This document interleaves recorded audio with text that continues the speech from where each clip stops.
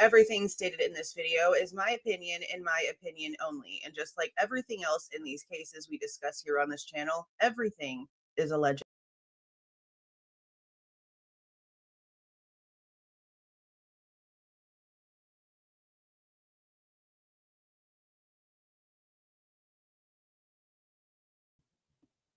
Hi guys. How's everyone doing this morning? One more day till the weekend. Uno more deo. And then it's finally the weekend. Okay. So I know that I had said that I wasn't going to just go live and do a reaction to these interviews, but how could I not? There is a lot of ridiculous shit coming out of this man's mouth. A lot of dancing around, a lot of trust me bros, and a lot of ass kissing. That is very odd.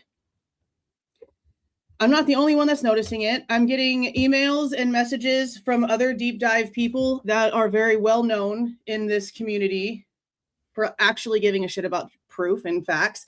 Also having a lot of issues with this guy. Now, I'm just going to tell y'all straight up, this dude is definitely under a tactic. And yeah, that's my opinion. But if you're paying attention, not through rose-colored glasses, then you can see it. Not only in who he chose to speak to, and that has nothing to do with me. There's a million other people with a whole lot of more reach than just me or anyone else. He chose some low subscriber channels that don't have a lot of reach to talk to. And that's odd when you're trying to push a book that you say you're so passionate about and you have a standing in that community already as an author that's published all these things, and you're refusing to talk to mainstream. See, for like a regular schmegular person, okay. But for this guy, I have issues with it because I'm really wondering what the alternative motive is for that. Because I don't trust what this guy is saying. I just don't. The biggest red flag, I think, with this is the fact that he's trying in a 1,000,000-word essay that's not necessary to state that even though the person that gave him these records gave them to him while there was still an active gag order, because he says straight up that the FBI colleague of his showed him documentation and was asking him questions based off evidence that he had on hand before the plea even happened. Before the plea. And we know the gag order wasn't lifted until the plea. Now, the bullshit that he's trying to spew when he's asked this question is that there's some sort of loophole when it comes to being a whistleblower because he's a journalist. Well, then explain how the hell we have a damn leak investigation going on when Dateline are journalists too. Yeah, that doesn't work. That doesn't work at all. Sorry. So, yeah. See, I just don't. Like, I'm sorry. I don't trust you. And for those of you out there that are just licking up everything that this guy is saying, basically because he's answering questions that you've had for a long time and has some sort of stance. You guys are just as bad as the people who instantly caught instant amnesia about all of the questions in this case that we had the second that there was a guilty plea. There's no difference. It's just two different sides of the spectrum. We don't do trust me bros. If I would have ever came out to you with information like the shit that this man is claiming, would you have ever believed me? If it would have been the first time on the scene and I'm just out here spewing all this crazy shit, but I refuse to show you anything to back it up, I would be laughed out of YouTube. For people that give a shit. And the fact that he's only showing the book to people ahead of time, but not trying to really show any proof that he has anything other than, I have an issue with that too. Now, apparently he sent some information over to Lana. I only know that because she put a super chat into one of the lives and said something about getting like 455 pages from him. But I don't know if any of that's new information or shit we already have. Now, he can sit here and say that he has seen all these thousands of files, but I was sitting here thinking this morning and I was like, yeah, we have too. If you want to be so for real. Think about it. Like, seriously, stop and think about reality for a minute. Look at all the thousands of documents that are just on the Case of Interest website. Then we have stuff that drops from WSU. Then we have files from Pullman, and that all includes video too. We've gone over it. I've had access to it. I've showed it. It's all on the Google Drive. Then we have all of the information from MPD on top of everything that we have FOIA'd. Then we have all of the forensic records and all of the photographs that have dropped from ISP. Granted, he probably did see shit that we haven't seen, but I also feel like he's exaggerating. And I also feel like the majority of stuff that he's basing his information on is stuff out here on YouTube and stuff that's already out there to the public, because there's a lot of stuff out here on the public that he doesn't know. He's using information from Sutton's report that's no longer relevant for his entire theory about Xana, and didn't like being called out on it, and like still refused to sort of like switch it up. But I did notice that he didn't mention it as hardcore on Birdie's channel after he had some pushback about that on Custody Queens. Because in Sutton's report, and I will pull it up and show it to you. As a matter of fact, I'll do it right now. In Sutton's report, it says that in August, I think it says August 29th, 2024 is when it said originally that the DNA on the side of that table was Xana's. But that it was a mistake. We know that there was a mistake. And so she redid her report and literally put in the new report that that piece about Xana being on that slit on the table facing the bar cart, ixnay, no longer relevant. That is an unknown stain. They don't know whose freaking DNA that is.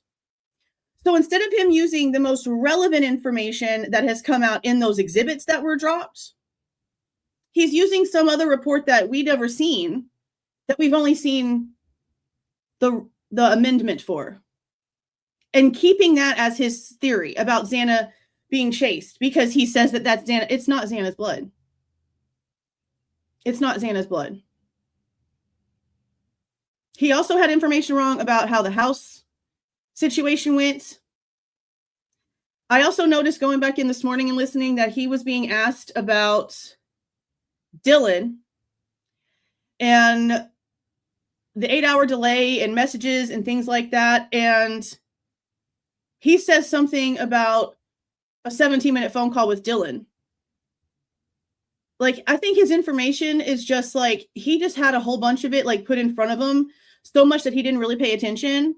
Because he also said when Birdie pulled up all the photos that he saw those, but he never really looked at them before or never really analyzed them before. I have it verbatim written down. Like, I just feel like this guy is full of shit. Like, he might have some info and that's awesome and cool. But when you come out here and this is how you put it out, and you refuse to even show anyone that you have spoken to, any proof that you have anything, I have a problem with that. I really do have a problem with that. Let me get that damn thing pulled up. Hold on a second. So I went through last night and I highlighted a bunch of stuff in it from before.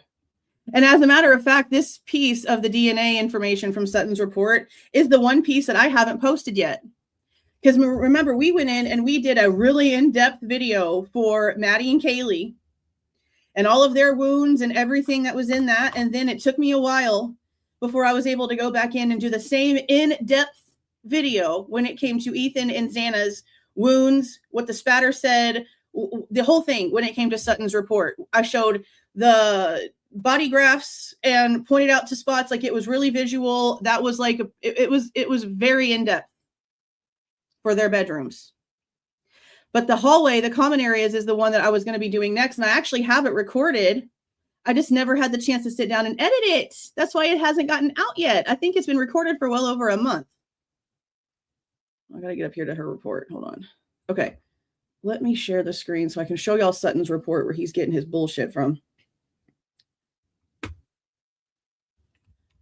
So, and see, like, apparently the custody queen girls have been talking to Turvey. I'll listen to Turvey all day long. I don't need it's not a trust me bro situation with Turvey. We know that Turvey touched the damn information because his name is written on almost every freaking thing when it comes to experts.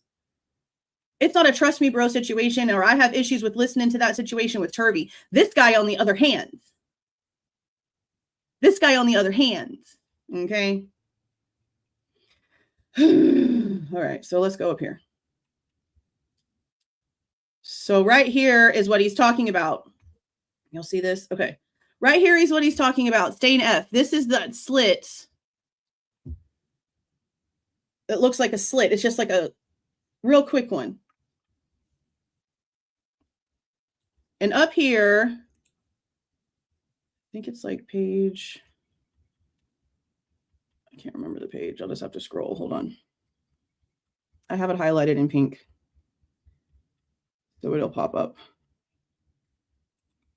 Do this.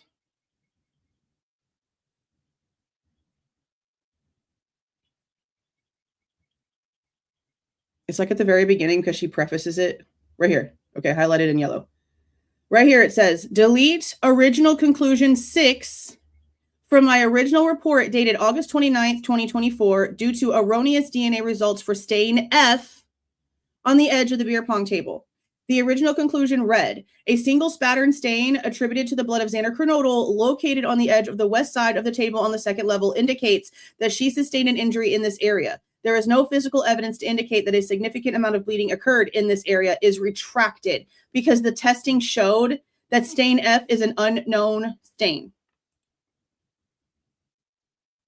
So why are you using information that's no longer relevant for your theory, knowing now that the corrected report from Sutton says that that is an unknown stain? It is not Xana's blood. Because he went into an entire spiel about how he went and bought a table and tried to recreate it and try to get the blood to be on that side, blah, blah, blah, blah, blah, because it was Xana's. It's not. It's not, sir. And what really was crazy to me is how he would say stuff like, is it out yet? Have you seen that? Are those out? Like, you really just don't really have. Maybe the autopsy photos is probably the only thing that this guy has that we haven't seen. But the fact that he's sitting here pretending, like, not even like seriously, when he was asked in the first interview about the 8-hour delay, he said that that was new information to him or recent information. Sorry, sir, that was day one information for the rest of everybody. What do you mean? What do you mean? And I granted, he can say that he didn't know about the case until his friend like came up to him. But then this is where I got really aggravated in Birdie's live. Y'all already know how I feel about Birdie because he brings up a lot of stuff that there's no proof of. Like the December 10th death certificate. That is not coming from a legitimate source. There is no way that you're going to try to sit here and tell me that with Kaylee being as destroyed as she was, there being an 8-hour delay in the 911 call, there being no paramedics and no medical assistance whatsoever inside that house, that somehow she managed to live another month. Huh? What? I'm sorry. Okay. That's a problem. He actually asked him, and I'll preface this by saying this. Birdie's interview was the best one out of all of them so far. He actually really tried to get him to answer certain questions, and he kept saying to him, basically, a way for like the whole trust me bro thing to be alleviated. He was giving this guy a chance to give us like, okay, so what are you expecting us to do with this information? Because he's claiming that he has access to things that we don't have. So Birdie is like, so what's our next step? If you're us and you're listening to you tell us that you have all this information, but it's information that we haven't seen, how are we supposed to proceed? Like, how are we supposed to go with the next step? Perfect questions. What was aggravating me about this, and I don't know why this is what got me muted, because this is like pathetic, honestly. I don't even really understand this. It wasn't even an argument. I think it's just because this guy already doesn't like me because I'm asking his questions, which is something that we're going to touch on when it comes to something else. I'm going to show you some emails for at the end of the live. Okay. So he was asked specifically a question about Dylan and the 8-hour delay and blah, blah, blah. And basically Birdie asked him, given everything that you've seen, is there anything that you can say to sort of like explain the 8-hour delay? Don't verbatim me, but that's how my mind is like remembering. And instead of like actually giving an answer based on things he claims to have, he basically goes on a huge rant about how he doesn't want to give his opinion on things. And all I said was, he's not asking for your opinion. He's asking for you to answer the question based off the things you claim you already have. And me agreeing with Birdie and backing up his question is what got me muted, because homeboy doesn't like me, Chris, because I'm right. He wasn't asking him for his opinion. He was asking him to answer a question based off of factual information that he claims he has access to. That's not an opinion, babe. So for you to sidetrack, dance around, and change the entire subject of the question so that you didn't have to answer it is hella telling. And he did that with a lot of things. A lot of things. I also didn't appreciate how whenever he was asked about the Erica situation, his instant response was, who cares? Obviously you, broski, you put it in the damn book. What do you mean, who cares? Then he also said some weird ass shit about how it doesn't matter. You're not going to be able to find her anyway. What? I cannot believe people are not counteracting this man more. What do you mean? It doesn't matter. Then he wants to pretend like he was second guessing it and was feeling bad about putting that in there anyway. And then goes, but who cares? You put some Jerry Springer soap opera cheating ass relationship shit into your book because you know that you want to sell it. And he can say all day long that it doesn't matter to him because he's already gotten paid. Do y'all realize that if he only sells one book, he'll never get another freaking book deal again? Yes, it matters. What? It goes both ways. He can have gotten paid and not give a shit, but that's only if this is the last book he's ever going to write. No publisher will ever give him a second glance if he is given a $250-something thousand advance. And I don't know if that's how much it was.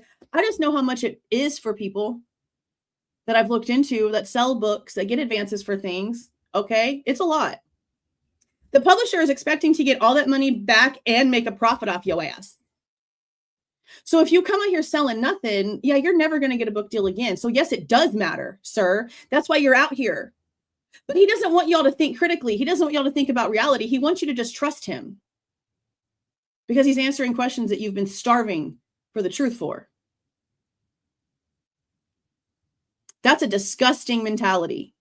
And then the major ass kissing that he does, how every question is just a super smart freaking question. The gaslighting with this man, I'm sorry. I've been through it, bro. I can see it. Then he's inappropriate. In Birdie's live, when a super chat would come in and it was like a really hot girl, he would like make comments about her picture, wanting to keep it up there longer, making comments about her username. Really inappropriate. Really highly inappropriate. Kind of threw up in my mouth a little. Inappropriate, you know? Learned a lot about this guy. Learned a lot about this man's mentality, his everything when it came to all this stuff. Yeah, I think it's going to add more confusion. I think too. Yeah, I mean, I will say, I really do feel like Birdie's interview was probably the best one, but I don't appreciate, again, how important questions that we have evidence to back up the reason why we have the questions aren't being asked. But the fake ass birth certificate for December 10th, 2022, sure the frick got brought up on the screen. Like, shit like that is why people that have real questions are made to look like idiots. Because I'm sorry, how is anybody with a logical brain that has seen the body cams, seen the police cams, seen the 1112 camera, seen all the body cam all the way up for like, what, 18 hours, past 18 hours now? How are you going to sit there and try to make me believe Kaylee lived another month?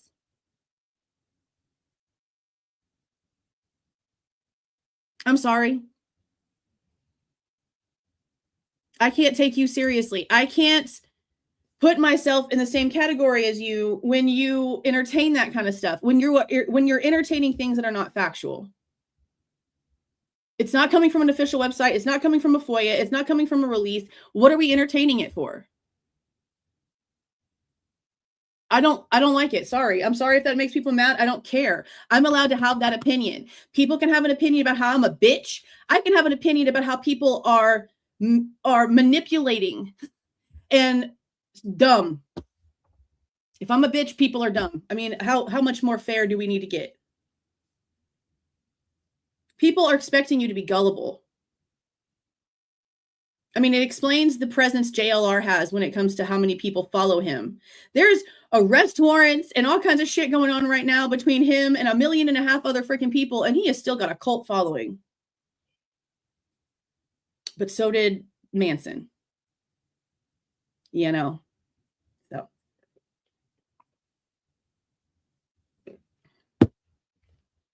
I'm here for the facts. I'm here for the truth. I don't appreciate people coming out and when they are asked for proof, they don't have any. I mean, how hard would it be for him to just simply show us this handwritten note about the knife sheath being on the floor? If you can talk about it in your book and there's no gag order anymore, why can't you produce that? Even just that one little piece would be something. Because like I said, I already went and posted the damn what was it? The stipulation from back in June of 2025 that talks about the debris in Ethan's right hand and talks about how it's being microscopically tested against Bryan Kohberger's hair because it's hair. Like, I've already proven that something that he says has a little bit of substance has some reports to back it up. But that doesn't mean that everything he's saying is true. It just doesn't.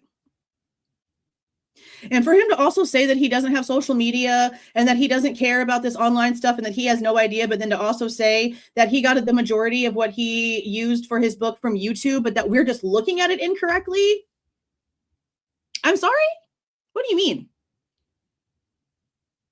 Because you can't even put something chronologically in order correctly in your own book that now has millions of copies out there making you look like a damn toddler. So what do you mean? Kind of confused. Confused. Oh, thank you, Sharon. Thank you for the 5 gifted memberships. Congrats to those who got those. Congratulations. So let me pull up my little notes because I took a freaking lot. Okay, I took a lot of notes. And we're not going to be on here for too long because there is something else I want to go live over tonight because it's Thursday. So we can for sure say now that he did get this information while there was still a gag order, and there's nothing he can do to try to change that because he's now repeated it in 3 different lives. That it was either early July or early June, but he said that the plea deal happened after he saw the information, which meant it would have had to have been early June. Now, something else he said about this time period was really interesting when it came to the chain of custody, when it comes to the knife sheath. And I'll just say straight up, and I don't care if this sounds egotistical, if this sounds entitled, I honestly don't give an F. The fact that no one on those panels mentioned the fact that this channel and its community spent $200 back in November for the knife sheath information from Moscow PD, that not being mentioned whatsoever so that he could see that we had some sort of knowledge at least, and we're just going to listen to him. The fact that the knife sheath custody information was not already mentioned to have been out here and seen, what the hell was that about? Why did nobody mention the fact that we've already FOIA'd that information? Because again, it's not me. I'm the messenger. I'm the go-between. We share communities. We share you guys. So why wasn't it mentioned that we did that in November? None of them brought it up. That's crazy. $200 for 3 photos and 2 email threads. Now he is claiming that Turvey, because of a Brady disclosure release, was able to see that there was chain of custody issues with the knife sheath 4 days before Bryan pled out. I have issues with that, considering that we have paperwork from Latah County with Judge in his own handwriting saying that he had issues with chain of custody. Now, granted, we don't know if that's about the knife sheath or about the DNA. We don't know. We just know that it's there. But we also know that we had the information, at least what they're allowing us to see. Now, he's also claiming that this was when Turvey went down to MPD and looked at, I guess, the room that the bed frames and stuff were still set up in and saw that there was still blood on one of the slats of the bed. So what bothered me about this is that when he was asked what happened to the debris that was in Ethan's hand and the hair and all that stuff, he said he didn't know. But it says in the report that it was preserved for further testing. So wouldn't he have at least known that it was preserved and had an actual answer for that question if he actually gave a shit and actually, he could have literally taken his entire file and ran it into an AI generator and had something spit him out this book. Like, y'all forget we're in 2026. AI is so real that people really think that it's real. There are people that are viral on Instagram and on TikTok that have literally 2 million freaking subscribers, followers, payers, people doing all kinds of crazy shit, and they are completely made of AI. Not a single human shows up on that damn screen. People are getting scammed left and right even more now because now faces can look real. People are writing articles, dissertations, all kinds of shit with the use of AI. His lack of knowledge on basic things sort of makes me feel like he sort of did that a little bit.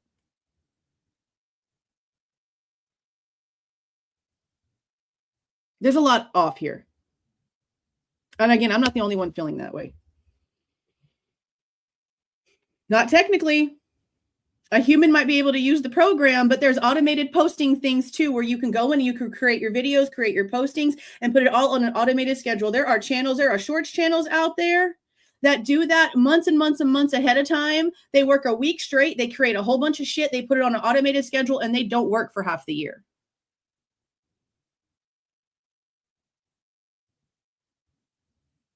Just because a human might have to press a button does not mean a human is behind it. The system chooses what to do with things. The system puts the information together.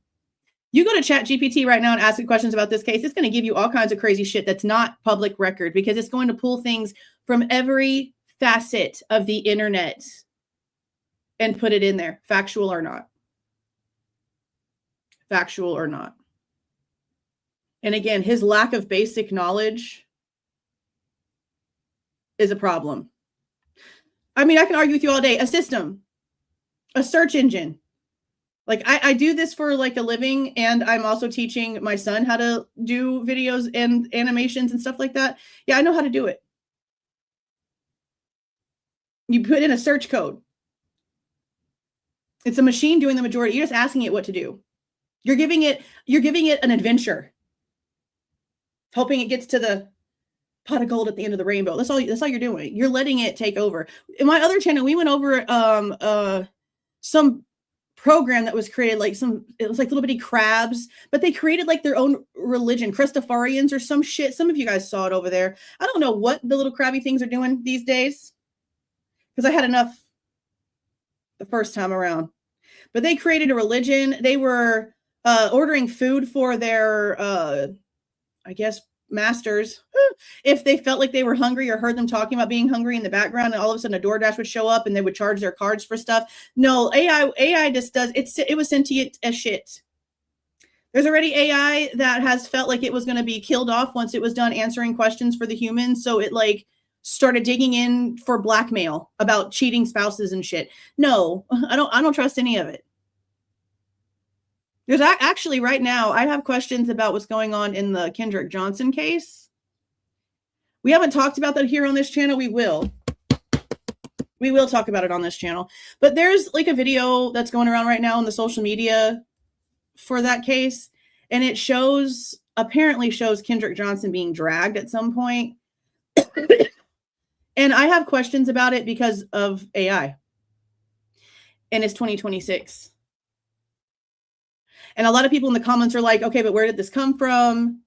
This looks like it's fake. This looks like AI. It's been all this time. Where did this come from? Is this real? I haven't gone back in to see the actual source from it, but I can't just trust things these days.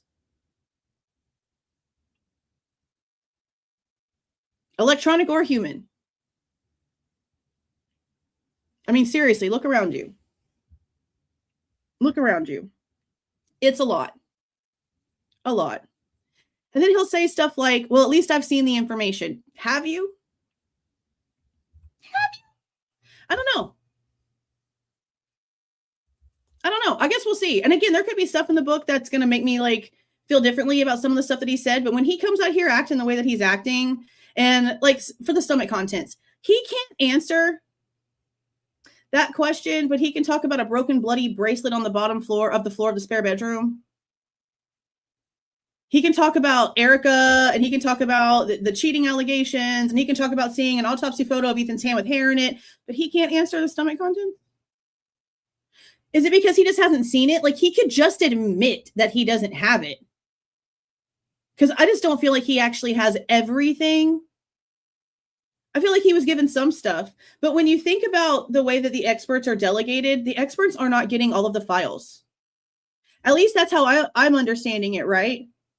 That like if you're the cell phone data expert, you're not getting blood spatter stuff in your damn packet of information. You're getting only the stuff about the cell phone. Same thing with the spatter people. They're not getting cell phone data sent to them. You see what I mean? So he can only see whatever his little buddies were experts in. He's not seeing the whole file. And that's my opinion.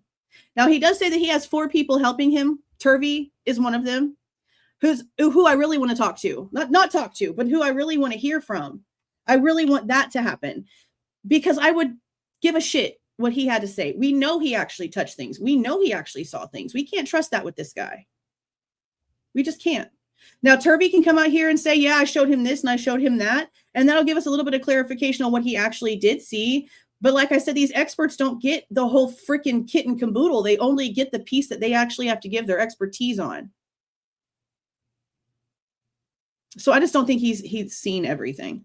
I also was really bothered when he said that he doesn't believe that Kohberger's constitutional rights were violated. And that's when I saw Ron's eyes go kind of big. And I was like, oh, okay. Just like he's saying this isn't a wrongful conviction book. Well, then why the hell are you writing it? Oh, for that advancement. Because you want to pretend like it's not about money when it is. Let's be serious. Let's be so for real. So then he said, besides Dr. Turvey, one of his other resources is a guy named Chris Holland, who's another former FBI agent. And then he has 2 unnamed sources. And he says that he doesn't want to even give any clues as to who they could be because they would be easily narrowed down, but that they gave him a bunch of documents. Sure. Then he called the information that came out on Dateline. That's whenever he tried to say that what was going on with him wasn't like a leak or any sort of violation, but it is. He can lie all he wants to. He can try to play on words. It is. That person gave you that information under a gag order. And if Dateline was given information and released that a month prior to you seeing information, and there's a freaking investigation into that because it's being considered a leak and a gag order violation, then what happened with you, considering that you and Dateline are both considered journalists in this aspect, was also a leak and a gag order violation. Just because you wrote the book after the fact doesn't mean shit. You've already admitted to everyone this person gave you the information before the plea. What's the difference? There's not one. I don't know why he's trying to pretend like we don't see it. That's the reality. The rules don't change just because you want them to. Trust me. I've wished it 1,000 times for a million different things. But I'm just a person. He's just a dude. The rules didn't change for him. It's a gag order violation. The person who gave him that information, even if it's Dr. Turvey, like, I'm sorry, but even if it's Dr. Turvey, like, that's a gag order violation. I'm not wrong. I'm not wrong.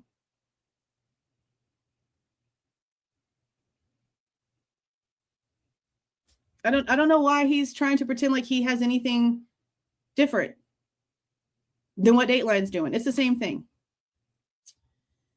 Okay, let's see.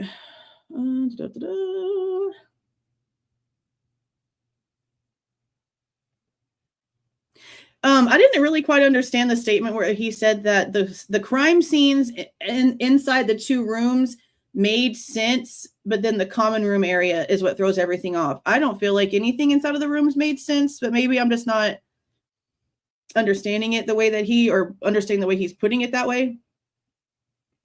Okay, so did he mention anything?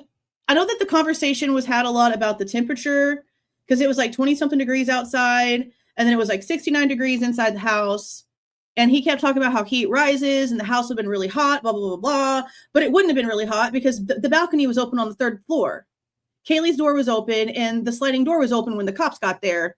So there's the hot air that rises that's going to go out out the slider, especially if Kaylee's door is open. So no, it's not just going to like settle and be hot in there, especially if the slider was left open, then that's a whole nother section on the 2nd floor after the heat is rising that it's going to go out, meaning less heat than normal would be going up to the 3rd floor because some heat's already going up the kitchen slider, right? Then we have neighbors claiming that at some point the front door was open. Just because Hunter Johnson had to put in the code when he got there doesn't mean that it was closed the whole time. we have people claiming that it was open at some point. So there's where the origin point would start. And no, it wouldn't have just been this hot box whenever you walked in the house. So I don't really know what he was trying to say with that, because I feel like he didn't know about the balcony door being open.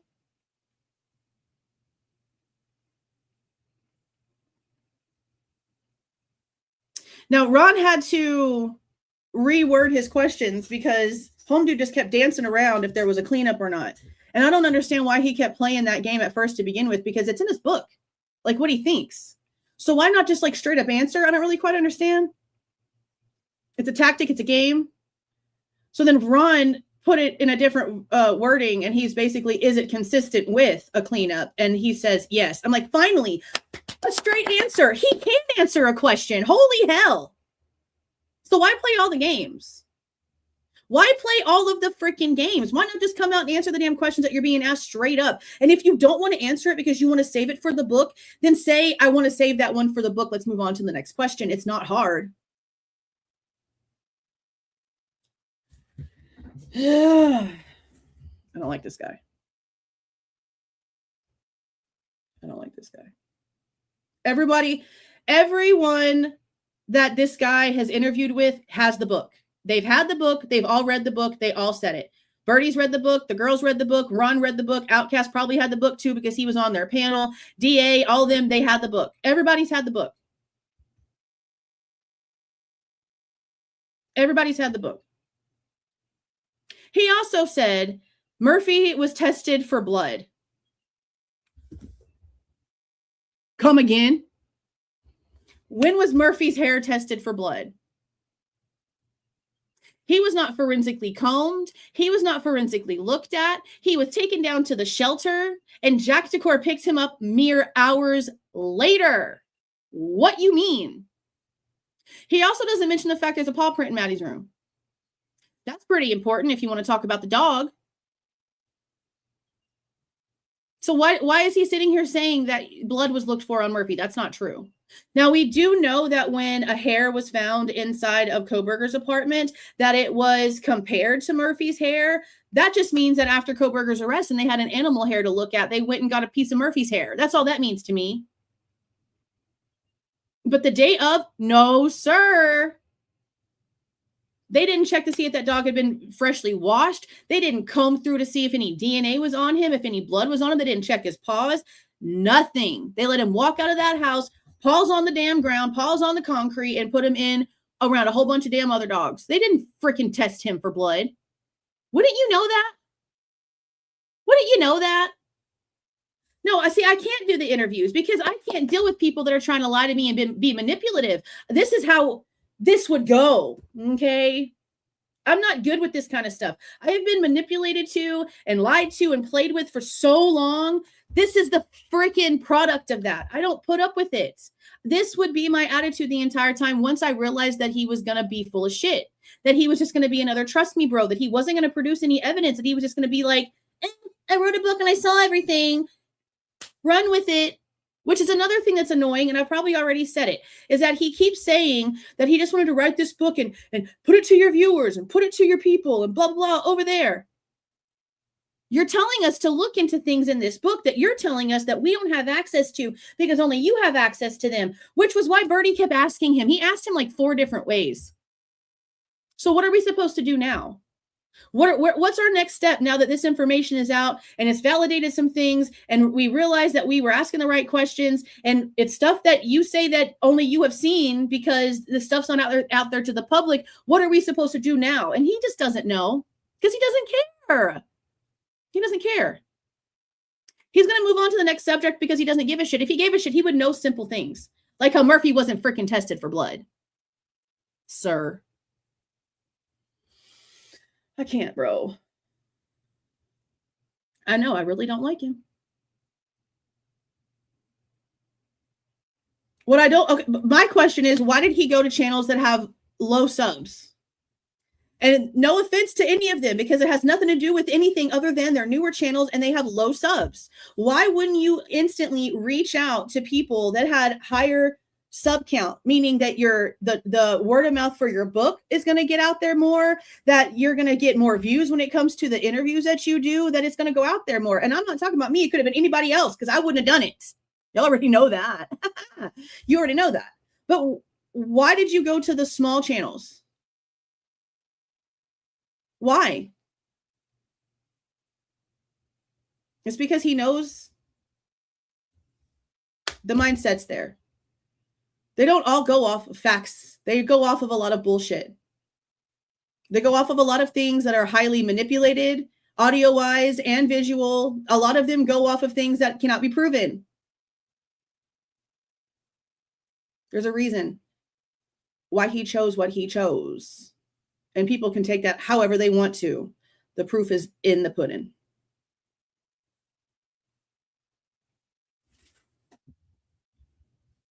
In the pudding. It's just a lot of bullshit from this dude, and I don't like it. This is not how this information should be coming out here, especially if it's just coming out in a book form and you're not producing any facts. If you're not producing any paperwork, that's a problem. Let me see, go through my notes again. Okay, so this is something interesting. He's mentioned photos now that we haven't seen, and I don't know if they actually exist or if he's just talking because we haven't seen these. I don't remember whose interview it was on. I think it was DA's. He mentions that he has seen the DoorDash photo of the DoorDash food at the door. Well, we haven't. And we FOIA'd the DoorDash information. The only thing that was given out for the DoorDash information was the receipt showing that it was a 2:15 order. No photo.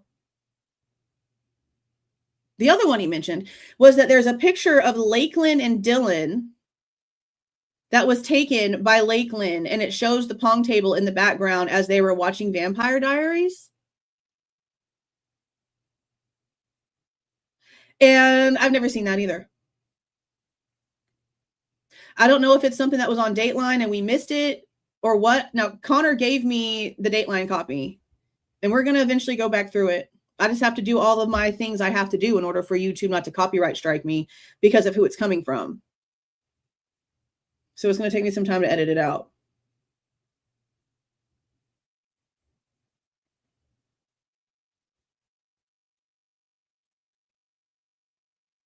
I don't like a lot of this stuff coming out of here when we don't have anything to go off of. Now, I will say the interesting part, and again, I don't know if we're ever going to have proof of this.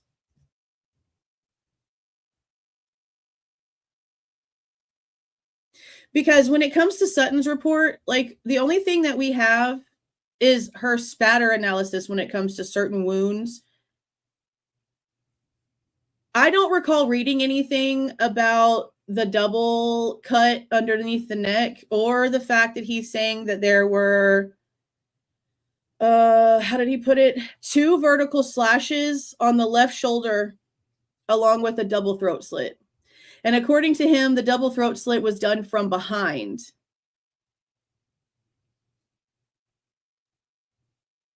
Done from behind. And that it was matching. Both Kaylee. See, that's another thing that makes no sense to me because he's sitting here. I understand that Kaylee's face was like really destroyed. Like, I understand that. But he can't sit here and say that he feels like Kaylee was the target because of the throat slit and the markings when Maddie had the same, apparently. But again, I don't know if that's something that we can actually validate. I know that there has to be something because Olivia made statements about there being like what she called experimental wounds after the fact, which does lead, talk about like post-mortem situations. So you're telling me that after they were already dead, according to this Chris guy, that after they were already dead, that somebody picked up their bodies, got behind them, slashed them from ear to ear, shallow cuts after death because he's saying they were done post-mortem. See, he's not making any sense. He's saying the slashes were done post-mortem, but then in another interview, he's saying that that's the reason why there's like this ginormous pool of like on Kaylee's lap area. And yeah, I know that the body technically, because it stops pumping, doesn't necessarily bleed once it's gone, but gravity sure does make it still come out. So I guess they could have been propped up and then cut, and it still would have done that pulling on her lap because of gravity. But we don't have the same pulling on the lap of Maddie, and he's claiming that both cuts are shallow, like they were done from behind. He's back. He's everywhere. He's a little everywhere.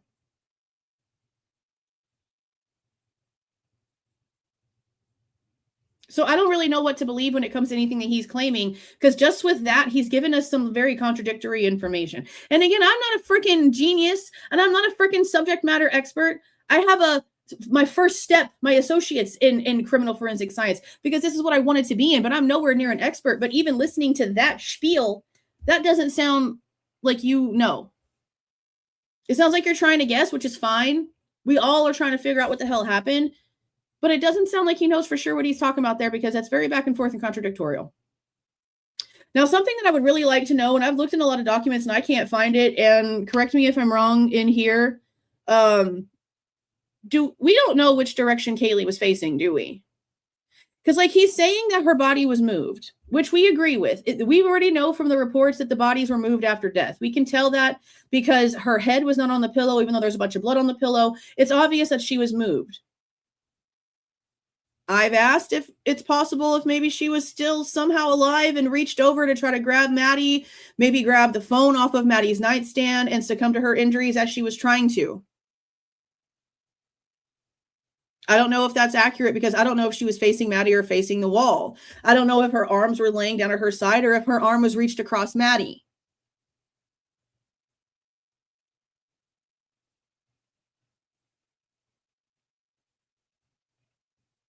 I don't think we know that question.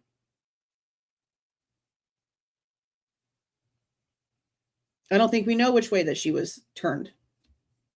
I've looked in Sutton's report and I can't find it. I might have missed it.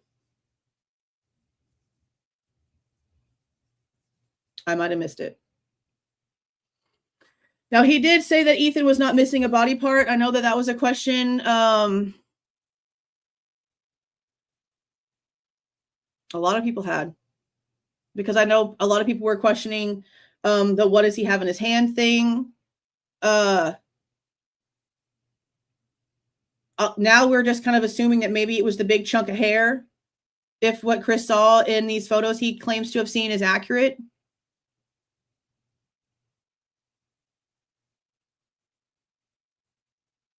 I think one of the best questions that was asked, honestly, is a dig at the defense. Sorry, not sorry about it. You know how I feel about Ann Taylor.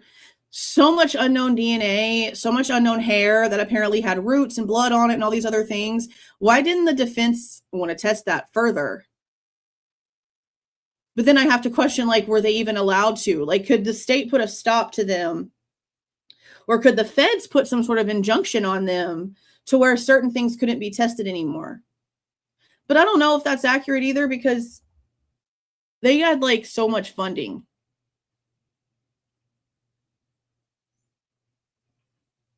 But I also don't know if we know for sure if they didn't or not.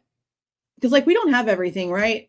And we did have paperwork come out that proved that when it came to the fingernail clippings of Maddie's that were presented for the grand jury and was basically like an inconclusive thing that kind of let the jury hang on that the defense did test that further to prove that Bryan was actually excluded. So I don't know. I don't know if we can really just say that the defense didn't test anything else, because we might see paperwork later that says that they did. Because again, whoever gave him information can only give him information based on what he's an expert for. And maybe that was some of it. I don't know.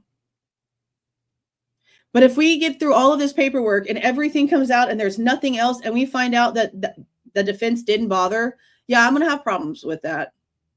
Because pretty much every DNA sample in the hallway that's on the walls is unknown DNA. You know? And then you go and you look at the samples that are on the wall above the first floor stairs. And of course we have like the one facing the wall this way, but then we have 23 and 24 off to the side. Maybe I should pull the thing back up. Yeah, let me pull it up first.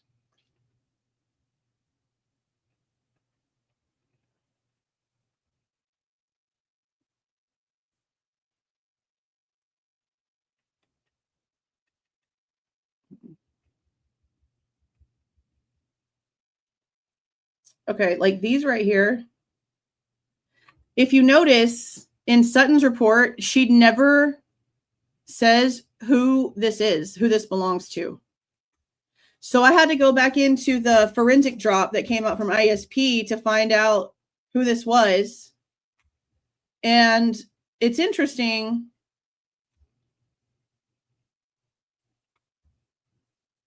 Is this one the one that's Maddie only? There's one that's Maddie and like an unknown male, I think, is how I read that. Don't quote me on that one. But when we go up here and we look at these, it's really strange to me. It's really strange to me how Sutton didn't mark who these two over here were. She only mentions the fact that 27 is Kaylee and Maddie. Well, 23 is Kaylee and Maddie too, but 24 is only Maddie. So how do these two stains have a mixture and this one doesn't? Is already weird as shit. And they're so freaking light, like they were water.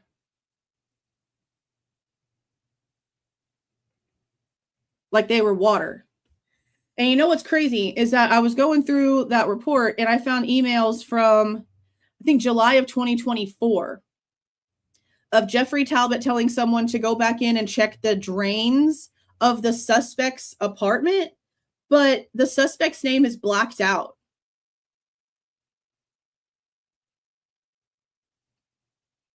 That bothered me. We have to go back over a lot of this documentation because we went through so much of it so fast to try to see what the hell was going on that I think a lot of small little pieces were definitely missed. But it doesn't help again when we have a blood spatter report and the blood spatter report doesn't label spatters that have identification. Because she would have gotten the report that showed who 23 and 24 belong to. But instead, she just chose to not even say anything. See up here, it talks about how it's depicted in these photos and that it's presumptive for blood, cast off, diluted, but then only mentions that 27 is Kaylee Major with a Maddie Minor over here.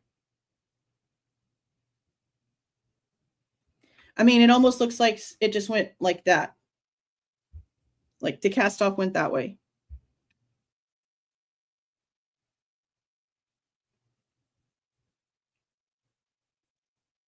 Yeah.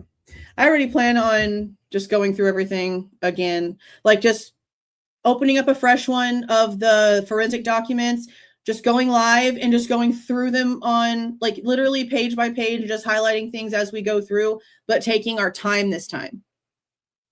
Because we were trying to just like soak in so much and I don't want to miss things that are super important because we haven't gone back in. So we're going to have to do that, especially if we're going to try to prove anything that's being said now with anything that's out there. And the main reason why I even opened up the forensic documents is because he tried to say something about the handwritten note, mentioning the knife sheath on the floor, something about Maddie being labeled as the third victim. Just the way that he worded it, like it almost gave me like a memory of us reading something that sort of looked like that. Something about the third floor and Maddie. And I really think that he is purposely reading it wrong, if it is the thing that I'm thinking of, but I don't think that it's anything that was released from ISP. I feel like we read this in some sort of exhibit that was released. Because like I really had like this image in my head of this paper that had this written and the ink almost looked like blue ink. So it was like colored. And I might have missed it last night, but I went back through all of the forensic records and I tried to find it. Like I literally was scrolling page by page and then stopped and started reading some emails and stuff like that again. Because I'm trying to find what he's talking about. He won't produce it, so I'm trying to find something, anything that we've got that might be able to notice it. Now, what he did say about the way that the bodies were like put together or whatever, like the positions were or whatever he's saying that might have been something to say something. He said it wasn't something that would just like jump out at you, that it wasn't noticed until autopsy. So does that mean like the neck and the slices on the shoulder weren't realized until autopsy? I wish he would have gotten, see, the problem is that he doesn't get into specifics whenever he does answer a question. He dances around that too. But if you have it in your book, then why can't you answer specifically? Like, why would you just this is not something that's like this is not a fake story that needs these cliffhangers and these teasers. Like, this is real life.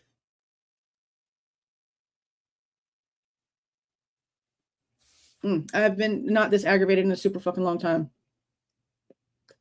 Okay, let's see. Again, no freaking clue when Xana and Ethan got home, which is crazy because Home Dude has in his chapter 9 in this book measurements for Dylan going up flights of stairs and Bethany making movement, but nothing for Xana and nothing for Ethan. But he does have Ethan and Xana's cell phone records because that's where he's getting information about Ethan being added to group chats, messages that Ethan's getting, stuff, pictures that Xana was taking. So he apparently has that. How do you have the phone records but don't have the time that they got home? I've been telling you guys this from day one. This is why we wanted the 11-12 footage, because no one knows when Xana and Ethan got home. No one. That includes Xana's family. The last time I spoke with Kara, and it has been some months, they still don't know.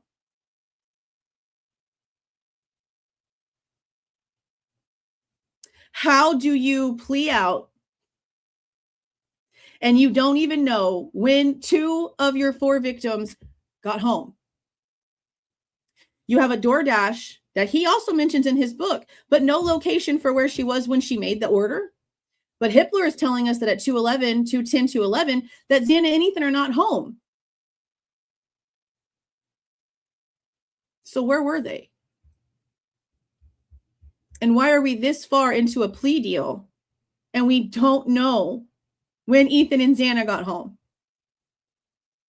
We were hoping to hear something.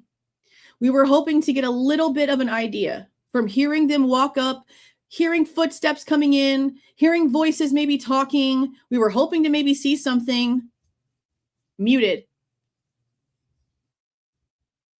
Muted. Not redacted.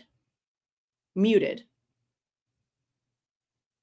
Now, Lucy Morningstar did find the clip from the motion to compel. Let me play that for you guys real quick. Where Ann Taylor says that they have the audio. So as soon as I get off of this live, I am calling MPD. And at first I'm going to, well, you know what? I'm not even going to call MPD. I'm just going to email Dollinger at this point. Like, I'm going to call Amber and I'm going to let her know what we have, what we found about Ann claiming that she has all the audio.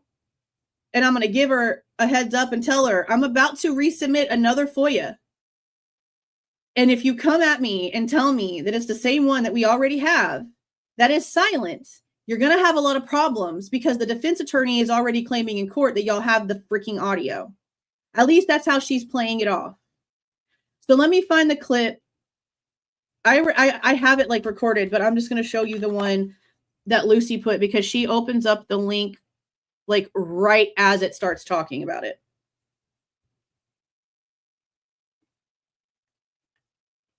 And this was in, I think, 2024. It'll show it.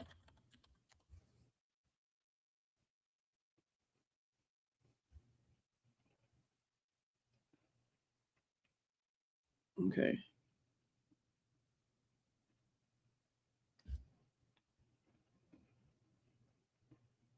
Everyone alone just did a fabulous job with that.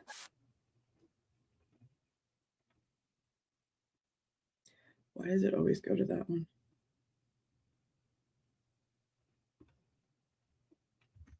I think this is already going to be on the spot. When we're looking at 2A, this all comes from the defendant's 11th supplemental request for discovery. 2A is the video on King Street. Your Honor, we began asking for that a long time ago. We have it in full, so we don't have to talk about that.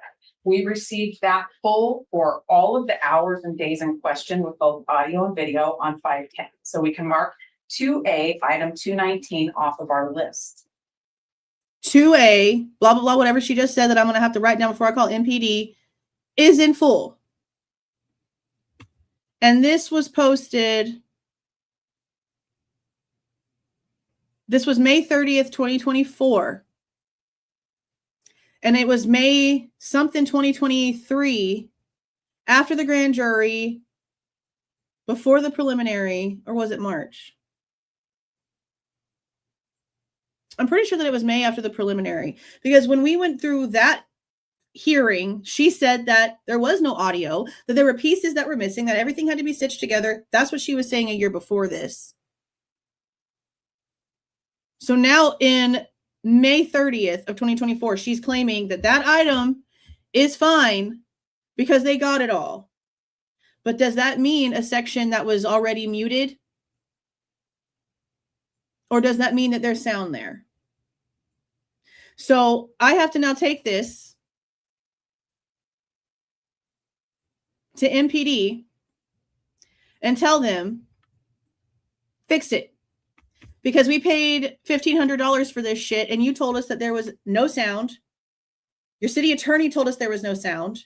You told me that no sound, no audio was redacted. You literally said that to me over the phone. No sounds were redacted because there were no sounds. So what does Ann Taylor mean? And again, she could literally mean all of it, and that section has no sound.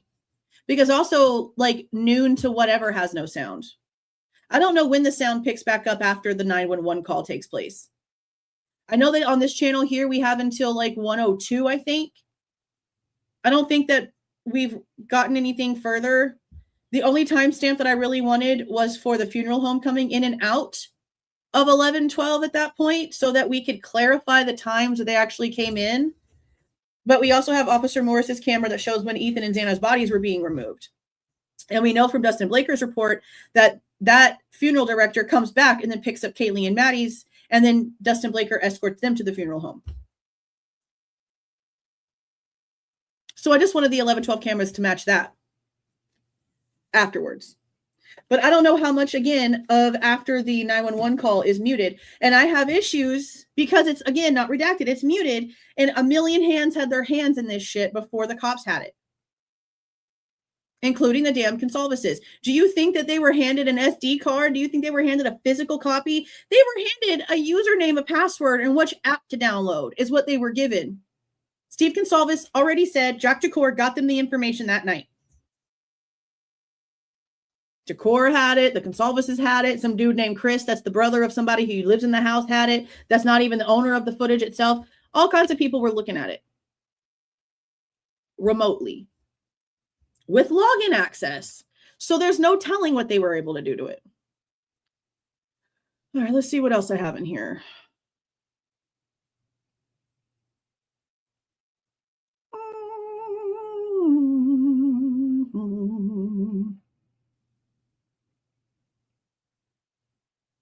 So he mentioned something about Molly seeing the woman with dark hair in the window, like going up and down or whatever. He's also incorrect in how he says this. This really isn't like a big deal, but I'm going to just reiterate the truth for this. He's saying that she said that she was standing in the street looking up at the house, and that's not true whatsoever. We've literally talked about this a million times and gone over the interview. She says that she was in her vehicle leaning over the steering wheel. And as she was leaning far over her steering wheel to sort of look around is when she saw the girl up on the third story. She wasn't standing in the street. She was in her vehicle when she saw that. So I just wanted to make sure that that was put out there correctly, because we've already heard her interview on that.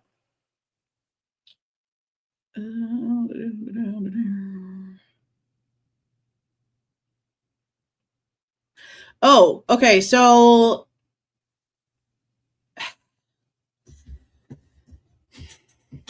I'm going to open the photos from 120. Because he is talking about there being hair on Maddie's bed with roots and like blood on it. And like at first I was like, holy shit, like that's crazy. Like, why would they not test that? That's wild. But I think we've seen it.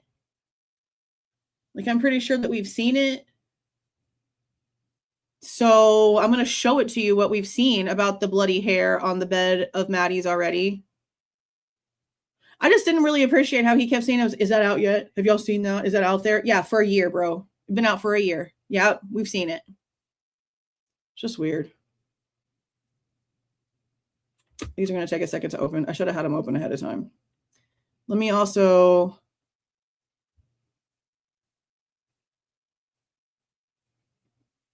find my index for these so I don't have to look forever.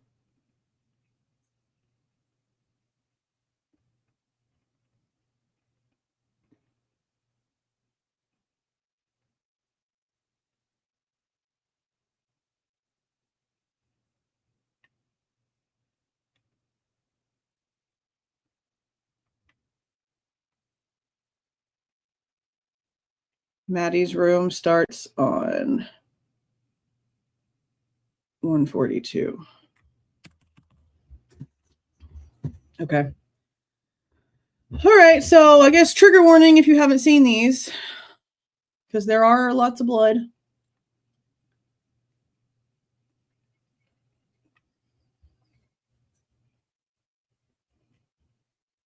Okay, that's the table. Oh, hold on. See, like I haven't even gotten the chance to finish this whole thing yet. Look, see, just for example, like look at Xana's room. All the different subcategories that I had to put and all the different gaps in between the numbering because of how out of order and all over the place these freaking photos are. Oh my God. I got this far and basically just said, F it, I'll get to it eventually because holy shit. The fact that we had to do all of this is crazy to me. See, I didn't even get into all the crazy stuff in Maddie's room. There was so much when it came to the other stuff. It's just so much. Okay, let me go down here. Watch your eyeballs.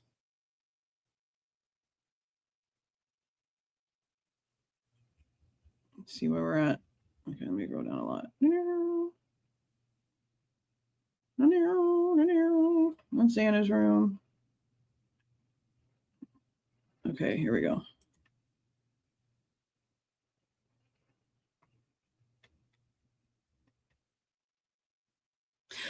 Okay, so let's just talk about this for a second while I'm like scrolling. Something else that bothers me about the rhetoric that he's putting out about the knife sheath being on the floor is that for some reason he thinks that the pictures of the knife sheath on the bed were taken after the girls' bodies were already removed and somehow it's just still perfectly balancing there. And that's not at all the case. That's not at all the case. Every photo that they have shown us, at least, and granted, if he wants to come out and show some proof, I would love to be wrong about the questions I have. Okay.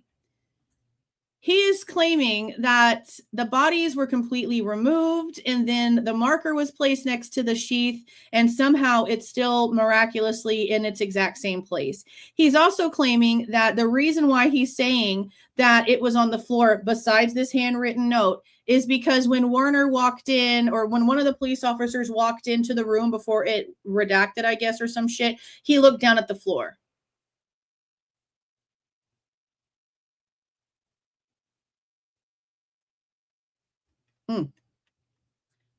Dumb. Okay, notice like the bodies are gone and there's no sheath in the bed. Okay, like this is all ridiculous right here. I'm going to get up to where the knife sheath photos are so that you can see Maddie is definitely there. We see her freaking skin. See, now they've picked it up so that they can take a whole picture of it, okay? That's Maddie's freaking leg. The evidence marker is next to it with Maddie's freaking leg in the photo. What do you mean the body is removed and it stayed balancing there and now you have all this suspicion for nothing? You cannot come out here and give us a rhetoric that we've already studied more than you have. Just because you've been given some stuff for a few months don't mean shit, baby. We've been in this shit for 3.5 years. Her leg is there. This is not the body's being moved and it's balancing there miraculously after everybody was moved. Her freaking leg is right there. That is her upper thigh. Is he going to change that? Is he going to come out and fix his bullshit? Maddie is still very much in this bed. This is the original way that it was found. Like that. They pull the blanket back partially, and bazinga, there's her thigh. There's no other pictures of the sheath besides this one now. Because they removed it before they removed the bodies. I can't. I can't. He's out here telling false stories.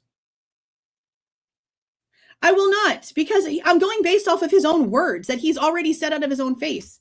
He is saying that the pictures show the bodies already removed and it's still sitting there. That's not factual.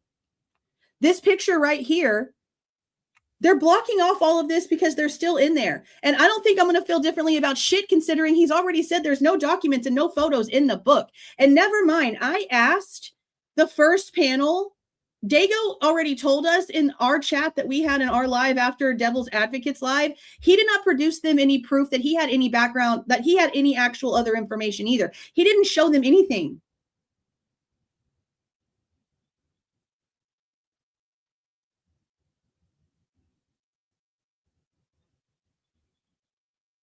So no, I'm not a trust me bro, gullible sheep. I'm sorry. We have photos here that show that Maddie's leg is right here in the photos. These are the photos that Birdie was showing him, the ones that we have access to.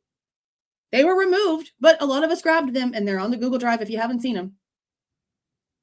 These are the photos that Birdie had on the screen that he was saying this about specifically. So no, I won't feel differently about things that he said out of his own mouth. I'm sorry, that's not going to happen. I have all of it recorded. That's not going to happen.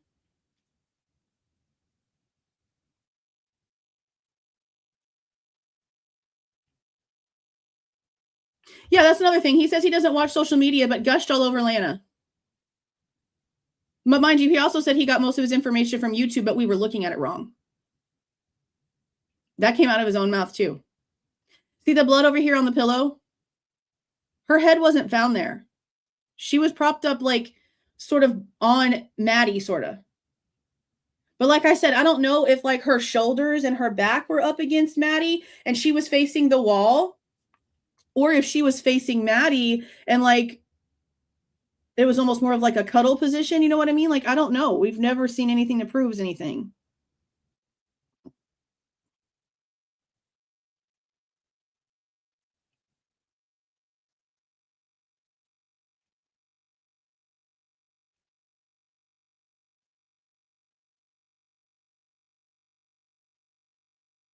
And like all of these swipes and marks are crazy.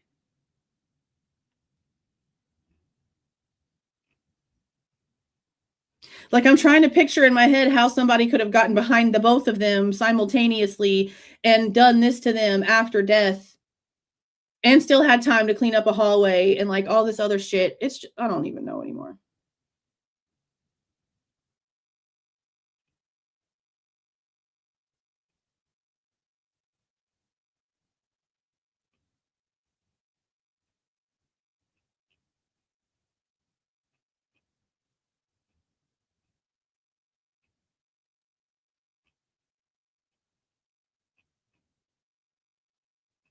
Mm.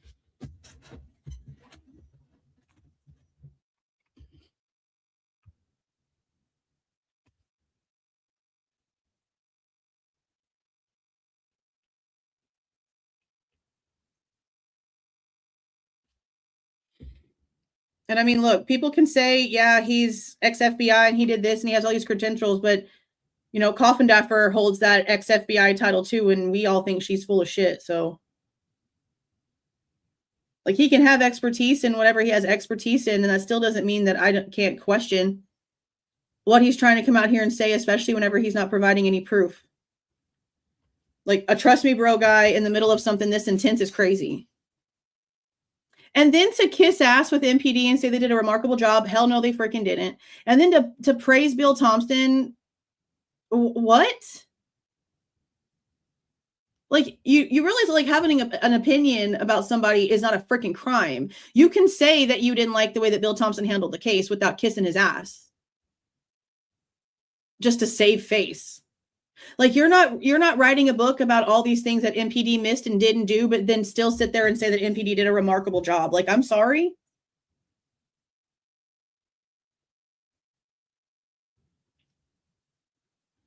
The fact this guy is not actually willing to stand on anything is what's going to make this book not go very far.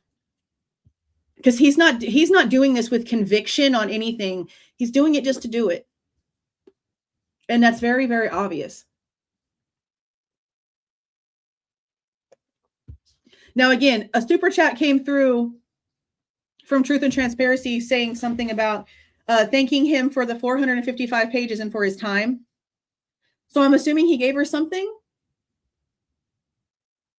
I just don't feel like it's probably anything worth a shit, or else we probably would have seen it by now.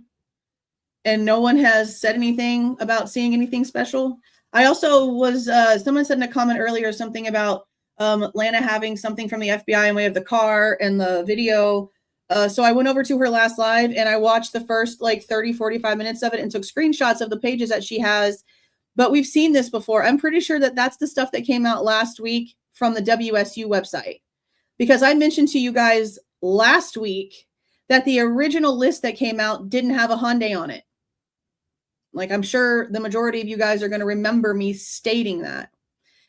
So this wasn't, as far as I can tell, this isn't like some special FBI FOIA that got answered. Like, this is all on the WSU website that's available for everyone to see. And I've also taken all of those files and placed them in the Google Drive. Because the list that she showed for people that stayed for break and all that stuff, like, that's all stuff that we looked at last week. So if she has something that he gave her that is not something that's already out here to the public, I really want her to put it out there so that we can maybe have a little bit of this bullshit alleviated, to know that he actually did see some stuff that's not already out there, because I don't know right now. Especially when he says stuff like, who cares about throwing some random girl's name in there along with cheating allegations. Like, you obviously cared enough to put it in your book, sir. To have that answer for that question was so freaking ridiculous. It really was freaking ridiculous. Now, something else he did say was that he had to have 25 pages taken out of his book. And he made a face when he was asked about Brent Kopacka and then brought up those 25 pages. And then he mentioned some weird shit. And the problem with this too, though, is that we've already seen this report. Some of you guys will probably remember this report. There's a report of a woman that met a man on a dating site, and she turned him in as a tip because something was off about him. And there was a couple things that she mentioned, and it was kind of like creepy stuff. We read this report and we were going through all the ISP reports. I'm pretty sure it's an ISP report. Remember, I said we were going to go through those one at a time eventually here, so it'll eventually come back up, but I'm pretty sure some of you guys remember going over that report. He mentions that in this little section of 25 pages that he apparently wasn't able to put out as well. And it instantly rang a bell because I know that we read that report. Now, does he have more information past the one report that we saw? I don't know. He's claiming he couldn't publish those. But if your publisher already put out the book that they did allow you to publish, and you have those 25 pages and it's your own information, then why can't you publish them independently on Amazon under your own name like everybody and their mama does to publish a book on Amazon without a publisher? Like, why can't you call it the Lost Pages or some crazy shit and just put it out there? Why can't you give it to one of the people that you're talking to now and have them talk about it? What's in these 25 pages, if they exist, that we actually are not able to see? And why can you show us some things but not tell us about other stuff? Or why can you tell us about some things, but then not tell us about other stuff? Claiming that it falls under defamation and slander. Not if you're apparently quoting freaking documentation and evidence that you have, sir. What do you mean? If you claim to have the evidence paperwork, if you're claiming to have the reports, how is you telling us things that's on these very official pieces of evidence, defamation and slander? You seem confuzzled about how things work. It's an excuse that he's using because he wants people to fall for it and feel bad for him being gagged and not being able to speak when that's not the truth. He could say whatever he wanted to. He's choosing not to. Now, he does constantly talk about this black SUV on the 1330 Linda Lane footage.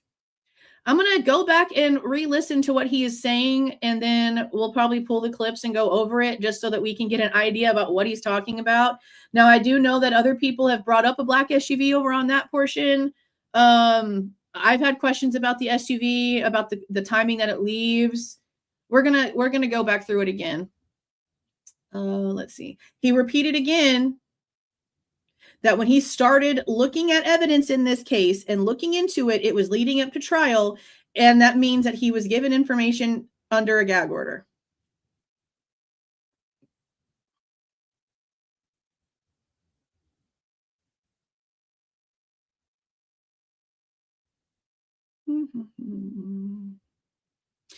So this is another thing where he goes wishy-washy on his information. So at the end of the Custody Queen's interview, he mentioned something. He's asked a question about a fight club or fight night or something in way of fights. And he gives a very specific number of 3 fights that he knows about that took place that night. Now, when he's asked about that in a super chat question at the end of Birdie's lives, he backtracks and says, oh, well, it's just a normal college night and people that are drinking and running around. And 3 might not be the number, but I know that there were several, blah, blah, blah. And I'm like, why'd you say 3? Now you're changing the way you're answering that question. When you change the way that you're answering the question, I can't trust your answers. And he does that with a lot of stuff. Okay, let's see. All right, so that's the end of the custody girls. Now we're going to move on to the notes I took for Birdie's.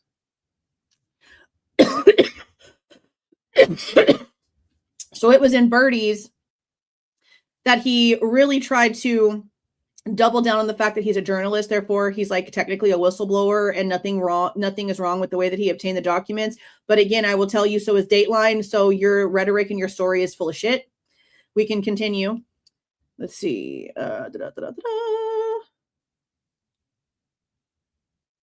Okay, what's really crazy is that he sat here and said that the Freedom of Information Act information is something that's taxpayer funded. So everybody should be able to go and get it. Yeah, if you got $1,000 million, what do you mean? Just because you're saying what's taxpayer funded? Because my taxes are paid here in Texas, okay? And yes, we don't have state taxes, but I sure the hell pay property taxes because I'm a homeowner. I pay my taxes in this state. So when I have to FOIA information from Idaho, I'm paying thousands of dollars. And considering that the Freedom of Information Act is a federal law, federal regulation, federal situation, why am I having to pay more? Why am I still having to pay information if it's so tax funded? Saying that makes it seem as if it's just free. Prove it's free. You want to reimburse me for all the bullshit? See, I'd really like proof on what he claims he has versus what we've been given, because I've been telling them forever we're due a refund. They've lied and manipulated the majority of the information that they have handed us. And it's disgusting. And the fact that they're pushing for EWU's lawsuit to be dismissed, I cannot wait to go through that lawsuit. We're probably going to go through that information this weekend because I'm not going to have the book until next week. I'm not going to have the book till next week. So there's still other things that we need to go over. And that's one of them, because I want to know what their reasonings are for trying to get this lawsuit dismissed, because they know damn well that they are overdoing it. Especially when they sit there and do their own redactions. And then now the family's attorneys, not just the city attorney, but the family's attorneys now also get to validate and verify if the redactions are good enough. If they have a problem with it, they have to change it. I don't remember that being something in the Freedom of Information Act. I remember it being very specific about what could be released and what couldn't. I don't remember there being any personalized stipulations based off of once. That's apparently a thing now.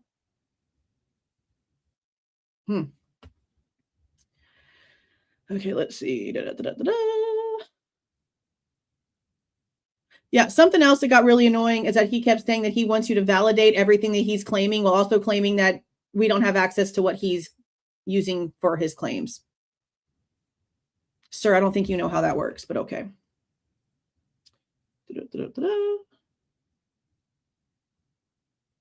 Now he is claiming that he has seen Officer Noon's footage unredacted, which I can believe because that's old, and Ann Taylor would have had all of that, and we know that the public only got a redacted version, and that the state and the defense would have an unredacted one. So I actually believe him. I believe he's probably seen it unredacted, but then again, I also have questions about that, because if he had, then he would know that Eric Warner said that he went off to the side of the bed in his report to check Maddie's left leg for lividity.